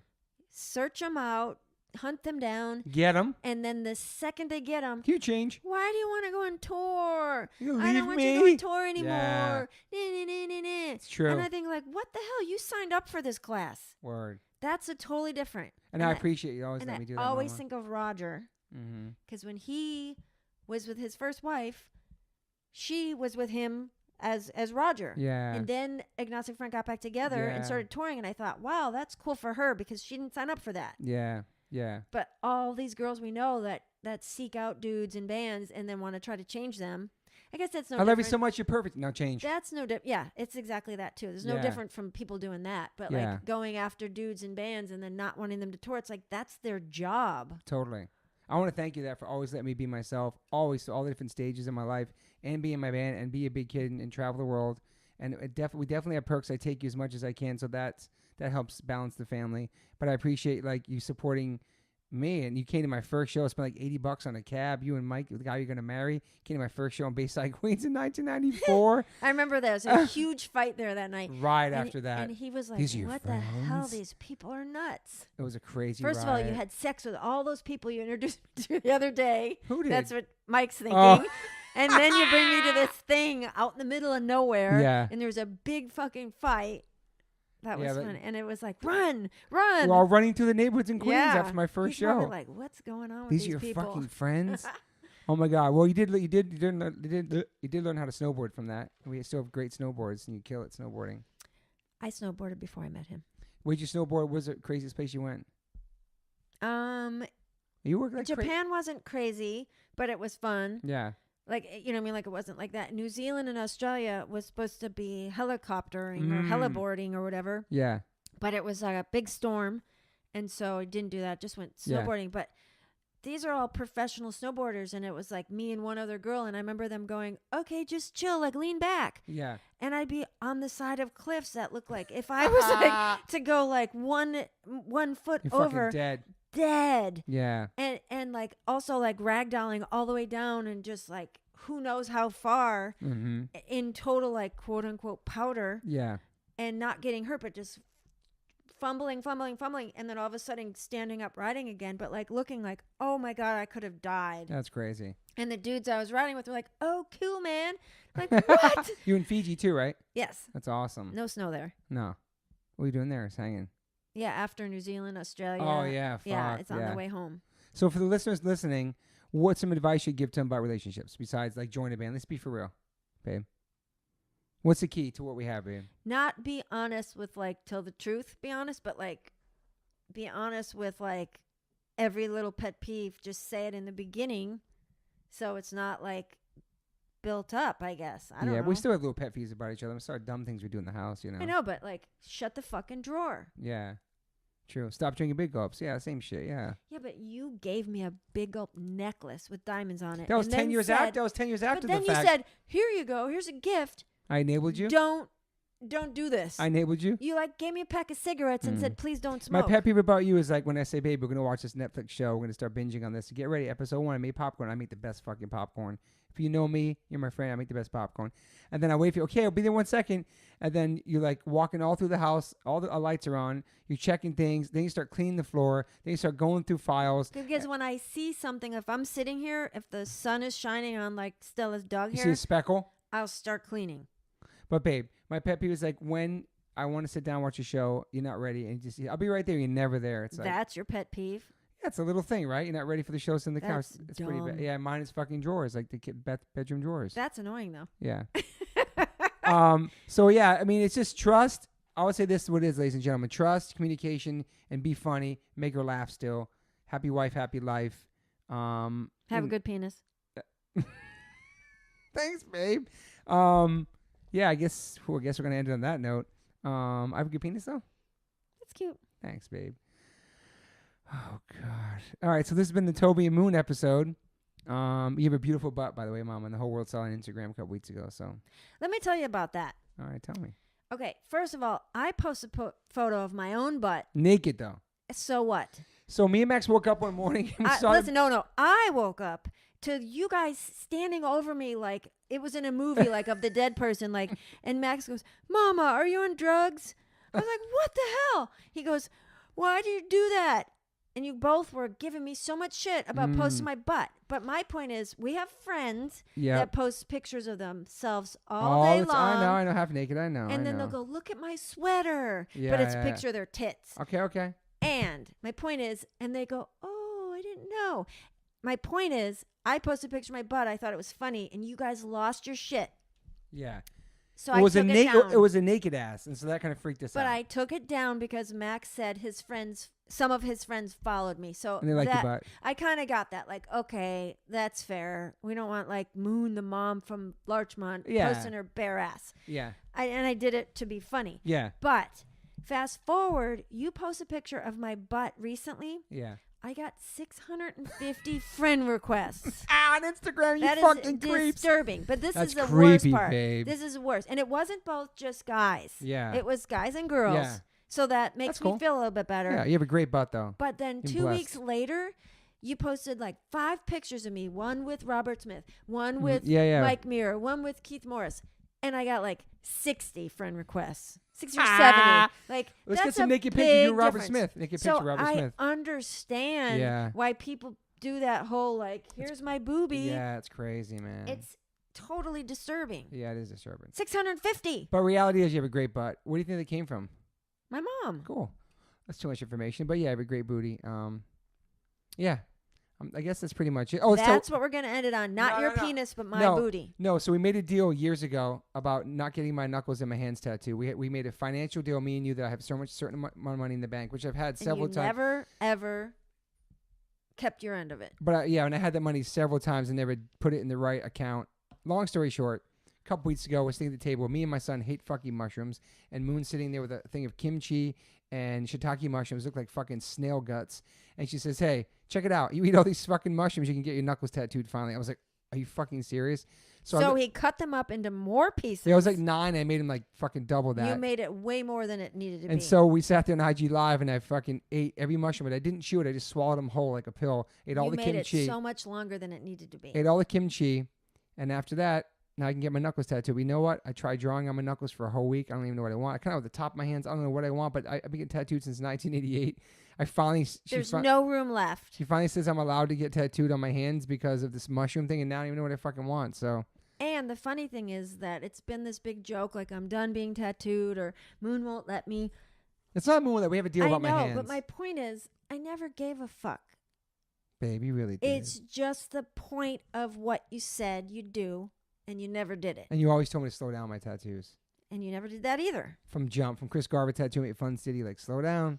Slow down. And every time we'd go to Jinx Proof, it'd be like, wow, I got 6 tattoos. And I'd be like, you're going to have no room left. It's true. Oh, no. I got plenty of time. Now you have like 3/4 of an inch left. Would you be your bummed whole body. Could I get a outline of a half moon on the head of my penis? Would that be weird? Would that be weird if I got my penis tattooed? That's all that's left. I know, but you just said it was cute, so I don't want to fuck it up. Well, really rough. You're going to half moon? What's that? I mean, because it's not big enough for a full moon? Wow, that's fucked up. Come on. I could do a full moon on your butt if I wanted to too. So yeah, shout out to the Big Gulp community, all the 7-Elevens across the whole entire country. You probably met my wife a million times in there. She's pissed in these things around the country. Yeah, man. Anything you want to plug, Moon? Yeah, I got some music coming up. What? No, no plugs. I'm gonna plug my butt because I've been on juice cleanse for 5 days. How you like that? I'm gonna plug our taco truck cart.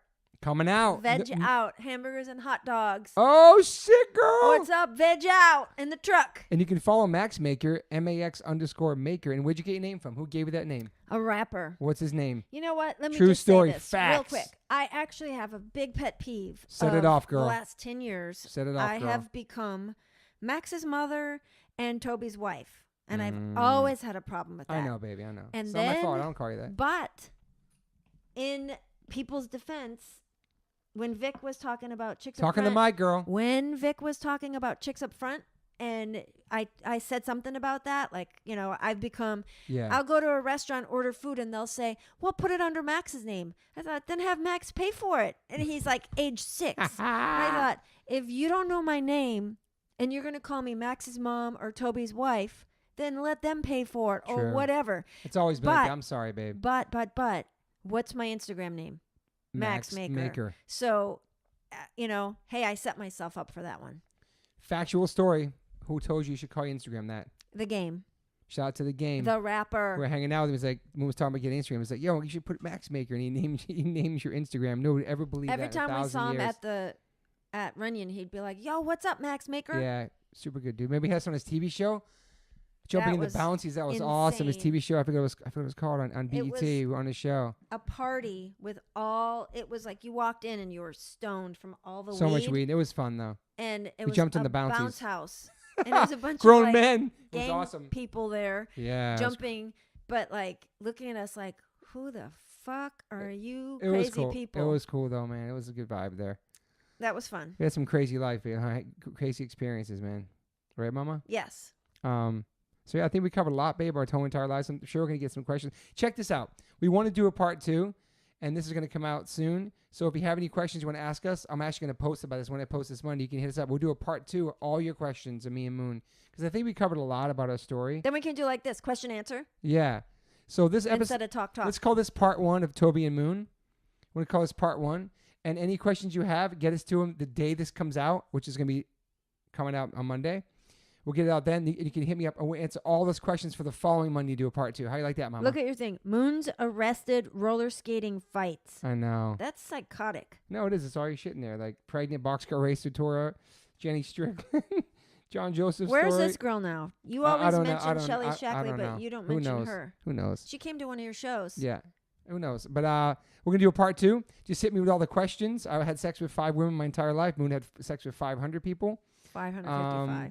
I had a weird thing about having sex with women after I got cheated on. I don't have sex. I do everything else to them and not have sex. That's so stupid. It was so fucking weird. I don't know why I was like that. I was a giver. I'm always been a giver, right, Mama? Come on. Love you, babe. God bless everybody listening. Why'd I say that?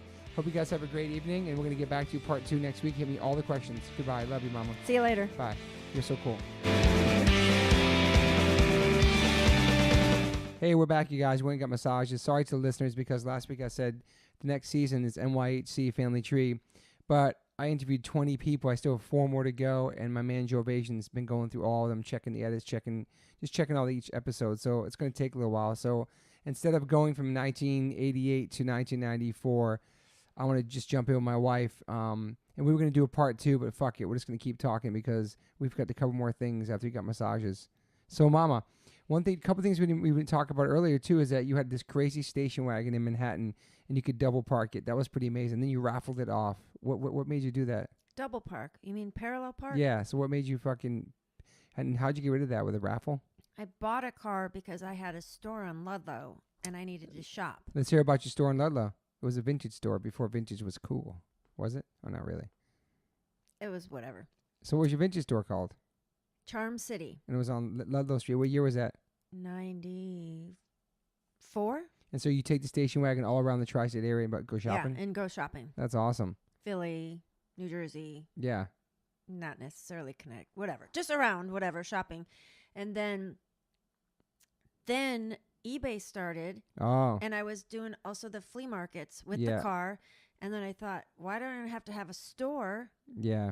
Because it was with 2 girls that were like a little bit like I was in the middle, keeping them from fighting all the time. And I was like, I just do the flea market. Yeah. And then I started doing eBay. Yeah. And then I was like, well, I could get rid of the car. So then I raffled the car off. And who won it? Somebody. And how much it cost for that? It was $1 a ticket. Yeah. And the person who won, when I called to say, hey, you won this car, he was so drunk when he bought the tickets, he didn't remember buying them. He didn't want a station wagon. But then said, what is it? What's the charity go to? Oh. And knew, like, you can't do a raffle and just put money in your pocket. Totally. Which I did. Yeah. So I hung up on him. How much money did you make on and the car? I picked another one. I think I was even Steven. I bought the car for like $700. Oh, that's awesome. Had it for a couple Yeah. of years, and then, did a raffle, Yeah. and I think I made 700 tickets. That's awesome. One thing we didn't talk about either was Jersey City. We used to always take your food. So what did you do? I was vegan and had to go into the city. It was always like a big hassle to go get food. Yeah. And you, Todd Friend, your brother, Jerry, Whereabouts lived there? Yeah. were just vegetarian. Mm-hmm. And anytime I'd go to get whatever it was I wanted, it'd be gone. Yeah. And so I used to take your food and just throw it right in the garbage can. Thank you. Pissed. And it was always like lima beans. Who the fuck eats lima Todd beans? Friend. I was so pissed. I would always just throw it out. Okay. One day, I went into the fridge. Something, blueberry ice cream's missing. So I got a milk crate and locked it up. She had a padlock and a milk crate in the refrigerator, our own refrigerator. She separated like, the different heights it could be, and she shoved it in there and put all the food in and padlocked it so we couldn't get her food. And then That I was so remember slick, babe. I think it was you that opened the refrigerator and saw it, and your eyes almost popped out. And I was like, "Yep, now you can get another fucking job. So you have to go buy your own food." That's amazing. That was funny. I was going to tell you. Also, we skipped the part where you moved to Seattle. No, that was kind of the part of like, I'm going to get married. Yeah, but I know you actually went to Seattle. Yeah, that wasn't the greatest time. We used to hang out at Eddie Vedder's house. And you went through Eddie Vedder's records. You saw I had a chain of straight 7-inch. Is that true? Facts. Wow. And it was cool hanging out with. He was a nice dude. Yes. Cool hanging out at his crib. Kind of funny is that the guy I was supposed to marry used to say to me, you like Toby. And then when I would go there, I'd say to him, you like Beth. Oh, his wife. I ended up marrying you. He ended up marrying his best friend. Best friends. Yeah, it was his. Wow. It was his best friend. That's crazy, man. Yeah, It's so funny he how ended this shit up works. getting with her Wow. after. So I kind of felt bad talking about it, and then I'm like, hey, I don't feel bad. He got with his best friend. Mm-hmm. Did you like Seattle? No, it was terrible. Yeah, it was raining all the time. It Depressing. was really beautiful after I went back, but when I was there, like I was by myself in this house, like it was cold and Yeah. Always rainy there and shit. Yeah, it rained. I think every single day. What I was going to tell you, babe, is that, I feel like opposites attract. Because you like, we both like punk rock, but you like lots of oi, you like rockabilly, you like blues. And I was like just hip hop, punk rock, hardcore. And I remember you took me to a bunch of shows, like Zoot Suit Riot shows and We never went to that. Royal man. Crown Review and Big Sandy and freaking Bauhaus and all this crazy stuff, babe. Bratmobile. Yeah. Oh, yeah. All like the Bikini Kill and all that stuff. You turned me on to L7, all that stuff. You opened my mind to that stuff because I really was really into that. But I remember being so bored at some of those shows, babe. Took them for the team. Yeah, I remember you Why your falling breast is- asleep. Why is your shirt open? Boobs hanging out. Hey, What? baby. My It wife's, just popped open. my wife's boobs hanging out during this podcast. I don't know what the fuck's happening. We're all by ourselves Saturday night. We just got massages. Listen, you were spacing out at Mercury Lounge, I think. Yeah, because I got back from I was jet lagged. He brought me to a fucking Zoot Suit Riot show. And the singer was like, "Yo, buddy, what's your problem?" Oh, because I was like leaning up asleep. You, Like a you were junkie totally, sleep? yeah. Oh my god. But it's really true. Opposites to attract. I really believe in that. I mean, you drink big gulps. I drink green juices. You have a big gulp right in front of you. So I'm just saying, like that's you're fucking the chocolate bar while we're fucking doing the fucking podcast. Come on, babe.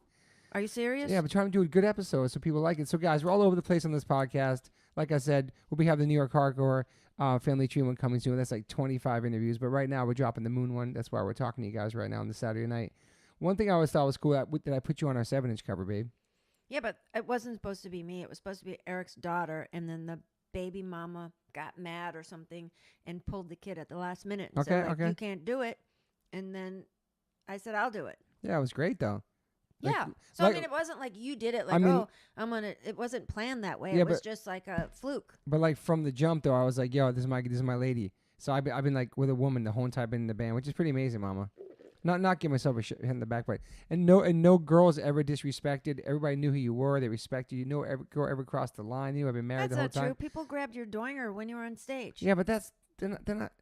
They're fans in the crowd in other countries where they did that to me. It wasn't like a girl to show, hey, baby, here's my number. It wasn't like that. I'm saying, but people like in the scene always knew. I would love to see how you react to that. That would be actually kind of Oh, funny. and I hate strip clubs. And my wife took me to a strip club once. I hated it so much. He put his hand in the girl's face and like yelled, "I'm married," Yeah, which was really. I felt bad for the girl. Yeah, but I didn't want to do lap dancing and stuff. I'm not into. I hate strip clubs. I It's just not my felt vibe. so bad for the girl. I was like, Yeah. "That's okay." Yeah. Some people keep like their families private and stuff, and from jump, you go on the 7 this is my lady, and then moving forward, so many songs about you, and then like obviously our families are here on social media. We've always just like I don't know. I was just let people know about my life. I guess I always been open book. I guess right. Mama? I didn't think of it that way. Yeah, it's weird though. I thought of that just now.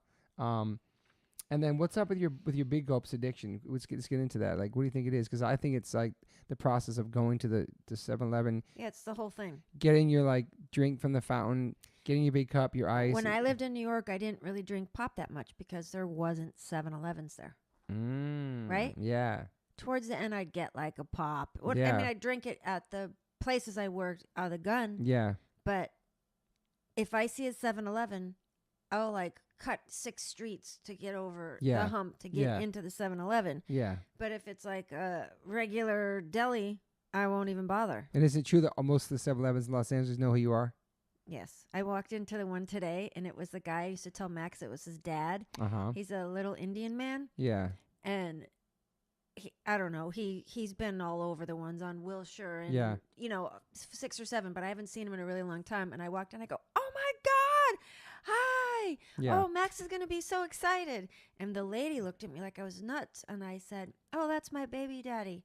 Oh my God. And she goes, "Oh, so you're my sister-in-law, because that's my brother." Oh shit. And she's known me forever. Yeah. So she's probably thinking, "How do you know my brother?" And some of the homeless guys, ones you have me give them clothes sometimes, they call you mama when they see you. I know all the people that hang out outside of 7-Elevens. Oh, all the 7-Elevens. They love you, babe. All over the neighborhood. And it's true, you find it, and every day my wife finds a dime. Let's talk about that.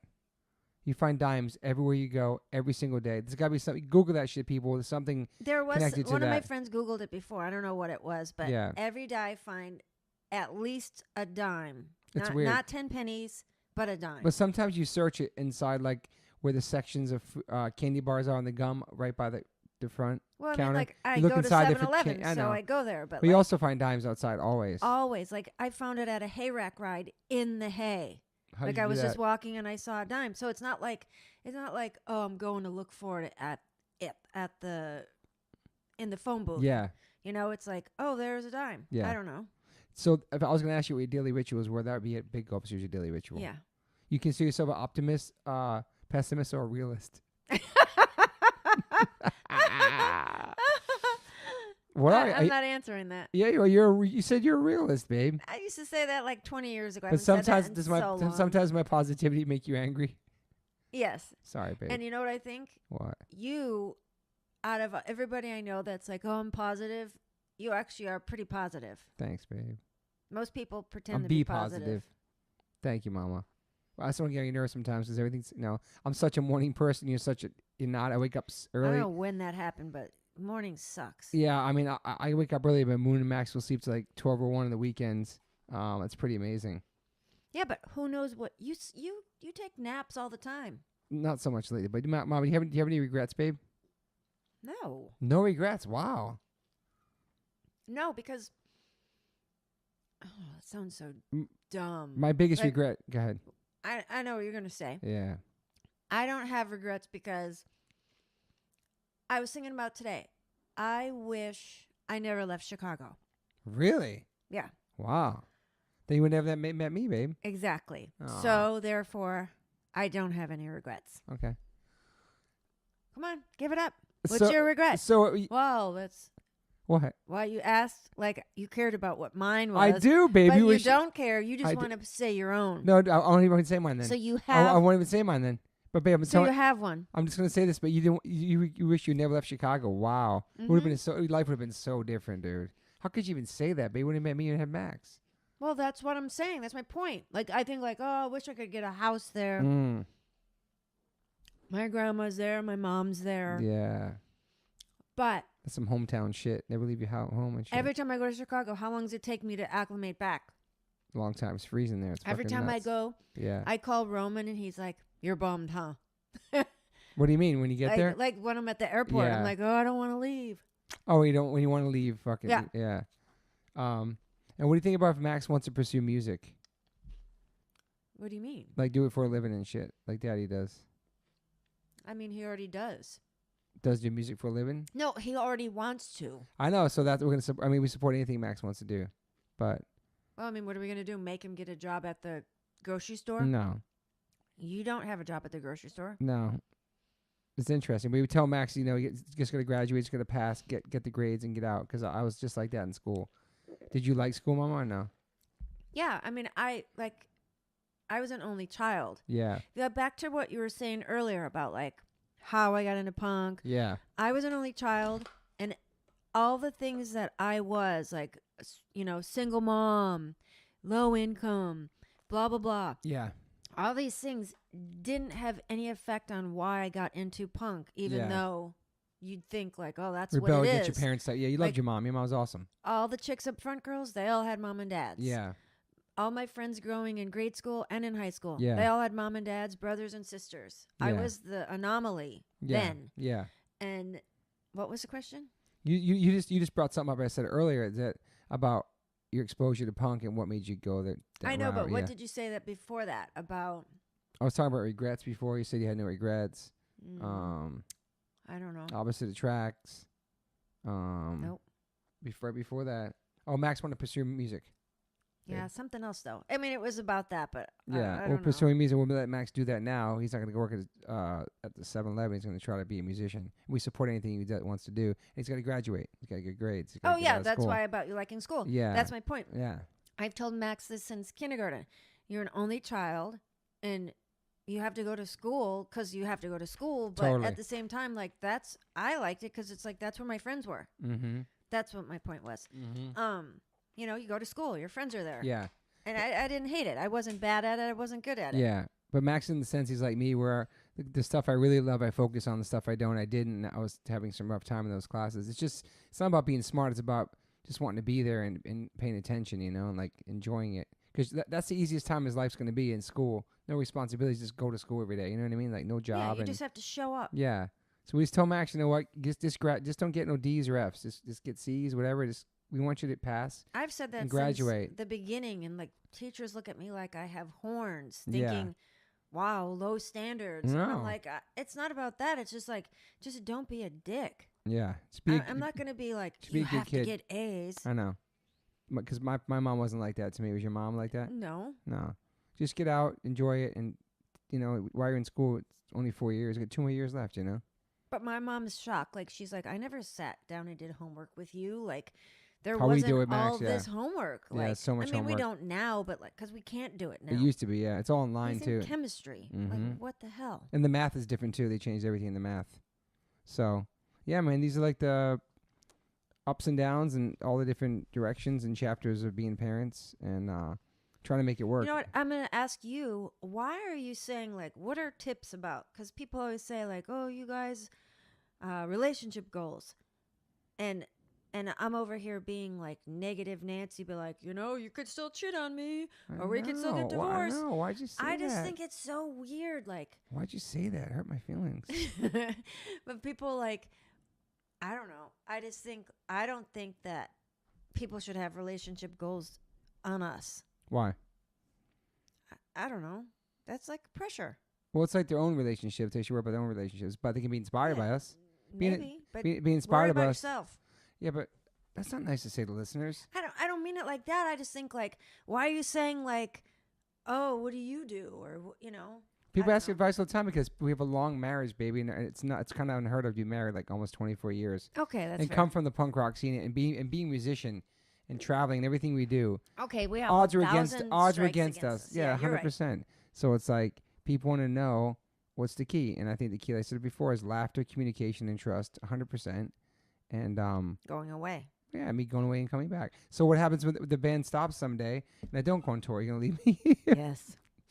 So that's the end of it. So in order to keep the marriage alive, we're gonna Yes, keep playing shows You and have keep to play touring. till you're 70. Fuck, I don't want to keep going that long. See ya. That's funny though. I mean, think about that. When the shit's over and shit, it's crazy. Yeah. When Max moves out in a couple years. Think about it like this, though. When you started a band, can you imagine the guys in Cox Bar are all in their 60s. They kill it. I love them so much. Shout out to Cox How Bar. insane is that? And they still kill it. I mean, look at Rolling Stones too. I mean, that's a different genre, Yeah, but but it's I totally know. different. Yeah. I mean, 25 years later, and we met 2 years before I even had a band. It's pretty amazing, Mama. Mm-hmm. I was a shoe salesman. I was terrible, but whatever. Sold some shoes. And Madonna was there once, I think. Did she go to my store? Come on. I think she went to the store once. I have no idea. Or maybe her stylist came in there. I feel like we're rambling, so I think we're going to continue this when Max gets home. We're going to pause it and come back to this later and get Max Come on the podcast. He's not even born yet. Let's not talk to him yet. No, we have to talk to him now because we mentioned he already had him already. But I want to say that I remember when Max was born, the doctor, her hands, she had the gloves on, covered in blood. She threw up the west side to me, and I have a picture of it. Are you serious? Yeah. And you wouldn't let me come. Oh, yeah, when we was having a baby, I'm not allowed to go where her legs are open. I'd stand behind her. She didn't want me to see all that shit coming out, no pun intended. So I stood behind you. Yeah, but you almost fainted. I did? Yeah. I didn't know that. Anyway. I didn't know I was fainted. I was so emotional. I was fucking wrecked, dude. I know, but I It was think it so was like emotional, baby. so much blood. Yeah, I wanted a boy, too. I didn't want a girl. Sorry, ladies. I was so worried about having a girl. I wanted a boy, and it just fucking happened. It was so awesome. And I got and the moon sent me to get my, oh yeah, my wife told me to get, my wife sent me to get my Johnson snipped. I got a vasectomy. And shout out to Dr. Sachs in Beverly Hills. There's an appointment for you at 11 o'clock. Show up and be surprised. No, so I went to get a vasectomy, and Moon came with me. That was the funniest And thing I was ever. laying on a cold table with no headphones on, no pillow. And it sounded like this. Yeah, and so like you can't really feel anything. They put a needle into your scrotum, and then snip it. And there's a tray of scissors. Like, why do they need 28 pairs of scissors? There's like a pop like that, and you feel them like tighten it up. And I looked up, and Moon's filming and laughing, and this fucking smoke coming from my penis because it was like they solder it. Because they solder it, so it's like the smoke coming off it. And this doctor's like, "Who the fuck is this lady?" And that's my wife. She's like filming in here, laughing at me while I'm getting my ding dong soldered. That was great. It was crazy, man. And then, not to get too graphic, but I definitely have super sperm, straight edge sperm, because unlike other people, the first time in this guy's history doing these things in like 30 years, it took almost a year. He said that he did like 30 a day, right? Isn't that true? I don't know about that. He said he did like so many. And it took so long. And it took like 11 months or something. You had 2 surgeries planned again.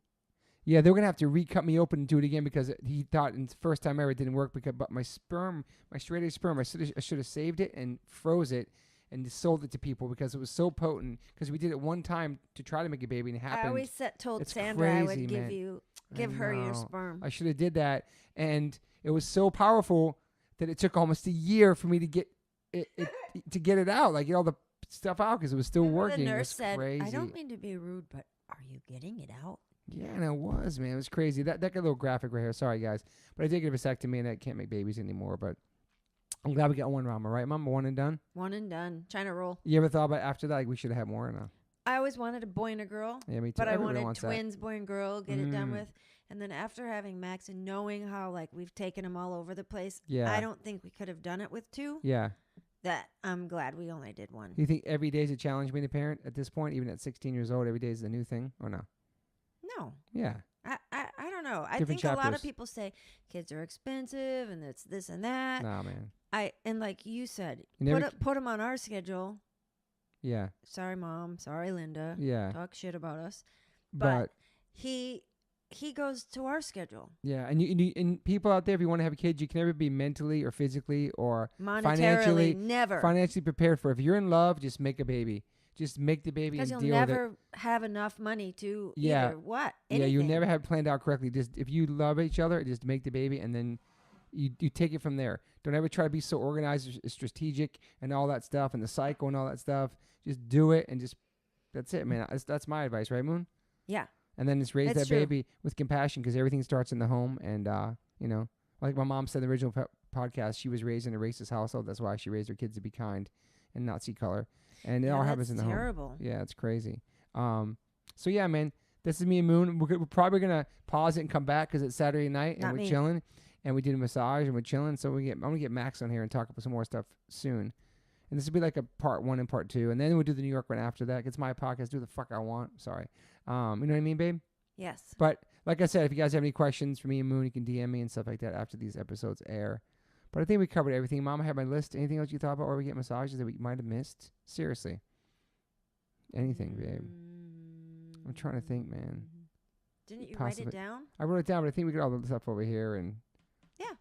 I mean, it's pretty much covered everything. But yeah. Is there any music I turned you on to? Because you turned me on to a lot of stuff. No, but Damn. since you like rap Yeah. and I don't, Yeah. I mean, pre 88 or whatever. Yeah. You were on tour. It was like the one tour. I think you were in Europe. And Yeah. what's his name? Ini Kamosi. Ani Kamosi, I'm the lyrical gangster murderer. They were playing I'm the that lyrical at gangster murderer. Webster Hall. Uh-huh. And I remember saying, "Hey, you like this song?" And you're like, "How do you know that?" That's right. But you get more clued into hip hop by working at those plays anyway. Yeah, but Toby the Wu-Tang's playing tonight. Method Toby Man. Brand Newman's playing tonight. yeah, METHOD. METHOD. And I remember for like I heard that song 7 times a night at the Palladium. Damn. And I'm like, what is he spelling? I had no idea. And then the Wu-Tang played there. But Sick. yeah, that's Yeah, you came home. You used to come home with all that stuff, and like you knew hip hop. mm-hmm. Yeah, I knew it, but I just was like, I just saw the people as pure idiots. Yeah, you so signed I off. didn't like it for that reason. You signed off after Grandmaster Flash yeah, and fucking the second Run DMC. African Bambaataa, Run DMC. Yeah, it was last. It was over Yeah, for you that was after like, that. all right, I'm done. No mumble rap for you. No. But you work at the barracks, which is a cool place, a skate park, and sometimes you What does get that have to do with mumble rap? because you get like rappers come in there and skate and stuff. Yeah, but it's the coworkers that are under 30 age that like it. And that's how I Interesting. know Gotcha, about that. babe. Yeah, because I went and saw Rich the Kid there with you. That was really interesting. Remember? That was so fun. But Lil Wayne comes there and skates. That's cool.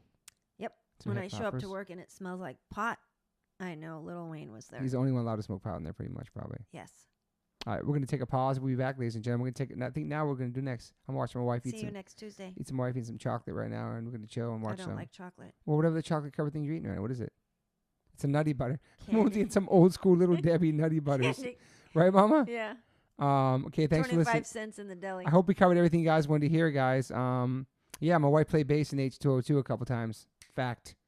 What show is that? Your pink bass. You loaned it Adam Blake for his first show. You rocked your pink bass at the PWAC. But you play bass with H2O at the Wetlands, correct? Wetlands, yeah. Sick. My love is real. Much love, people. Look her up. Moon Morse, Max Maker. We'll be back soon. Bye. Love you. Hey, guys. Thanks for listening. Please rate, review, subscribe. If you haven't subscribed yet to this podcast, please do that. And whatever platform you are listening to this on, I'm glad you found me. You can rate me and review me on there also. So thank you guys sincerely for the support. I cannot wait for you guys to the next one.